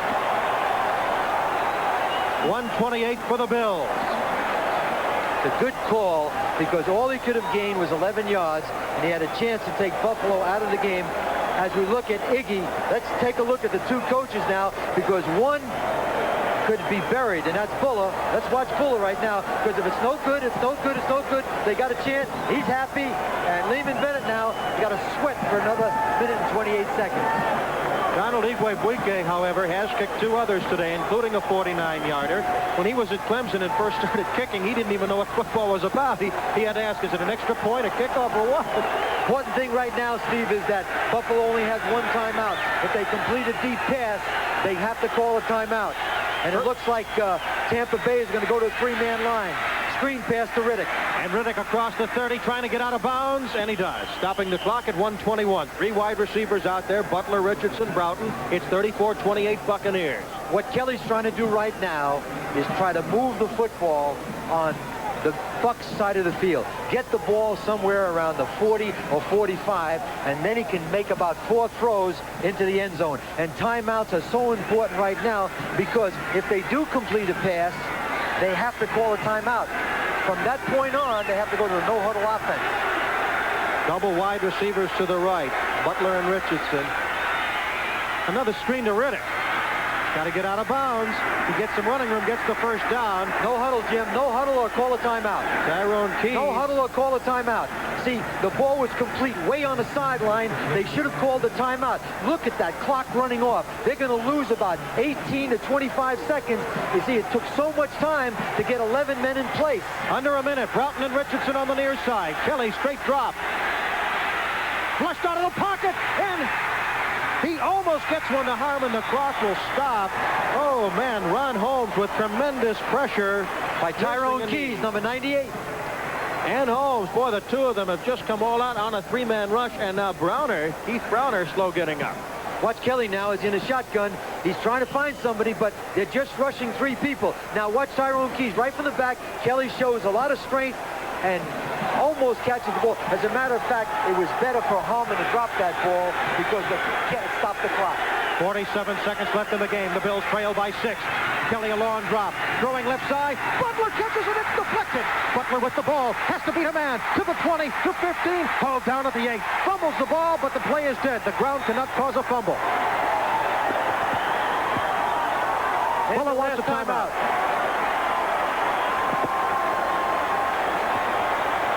Jones with a saving tackle. We may have to have a different MVP.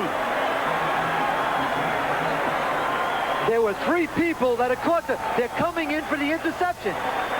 Swoop is going up for the interception.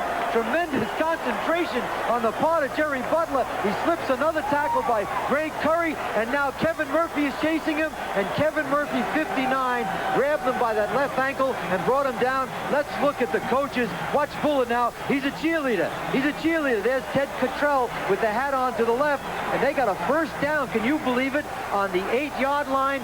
No timeouts left. 34 seconds in the game. The score 34-28. A touchdown wins it. And Lehman Bennett right now is got to be, I can't explain to you what's going on inside Lehman Bennett right now. The wheels are turning, and just a few minutes ago, Steve, he had a smile on his face as we saw him on camera. It was 34-21 not long ago. This game has had everything. I'm not going to make predictions. I wouldn't be surprised if we have a touchdown and a blocked extra point in overtime, the way this game has been going. Well, when you have great quarterbacks, you can be in any game. It's like having that big hitter that comes up in the 9th inning with a man on 2nd and 3rd, and you can hit that home run. And Lehman Bennett right now is really sweating, and the man with the headset is his defensive coordinator, Jim Stanley. What he looked at right there was an interception by Greg Swope, and he might have gone for a touchdown, but it would have ended the game. Instead, Butler made a great catch, and there are the 2 coaches. You're either drinking the wine or stomping the grapes. 34 seconds to go. First and goal from the 8. The Bills trail by 6 points. Kelly has time. Looking for an improviser. Throws in the end zone. Knocked away from 82, Eric Richardson. That's 88, Pete Metzelaar. Metzelar's in he there had a too. chance. They'll get a chance to throw 4 in the end zone. And what he did there was throw to a receiver that is 6'7". See, he's running to the right now because he's got plenty of time. There's no pressure. Wait. Don't throw an interception. There's Metzelaar. Get it up high. 6'7". Let's take a look at it. He actually had that football, and Scott Brantley, 52, is right there. Kelly, 28 of 36, 337 yards. There either is going to be an interception or a touchdown because he's got 3 throws in the end zone. Bills down by 6. Here we go. Underneath. Richardson can't get in. It's complete to the 3-yard line. No timeouts left. 14 seconds to go in the game. Bills have to hurry. Swope and Brantley on defense. 9 seconds to go. 8 seconds to go. Be the last play. He throws it out of, he doesn't even throw it out of bounds. He throws it out of bounds. In the last 2 minutes, you can throw the ball away. They cannot get you for intentional grounding. There are 4 seconds left to go. The ball is on the 3-yard line. They got a chance to win the game. On 4th down, and it's a good thing that ball had a little angle, because if he threw a sideways pass or even behind, it could have been 3. I have seen teams lose games in situations like that. And right now, let's take a look at Buller in white and Bennett in orange, and you'll see on their faces, most importantly, what's going on inside their stomach. Last play of the game. 34-28. Buccaneers lead the Bills. 4th and goal from the 8. 4 seconds to go.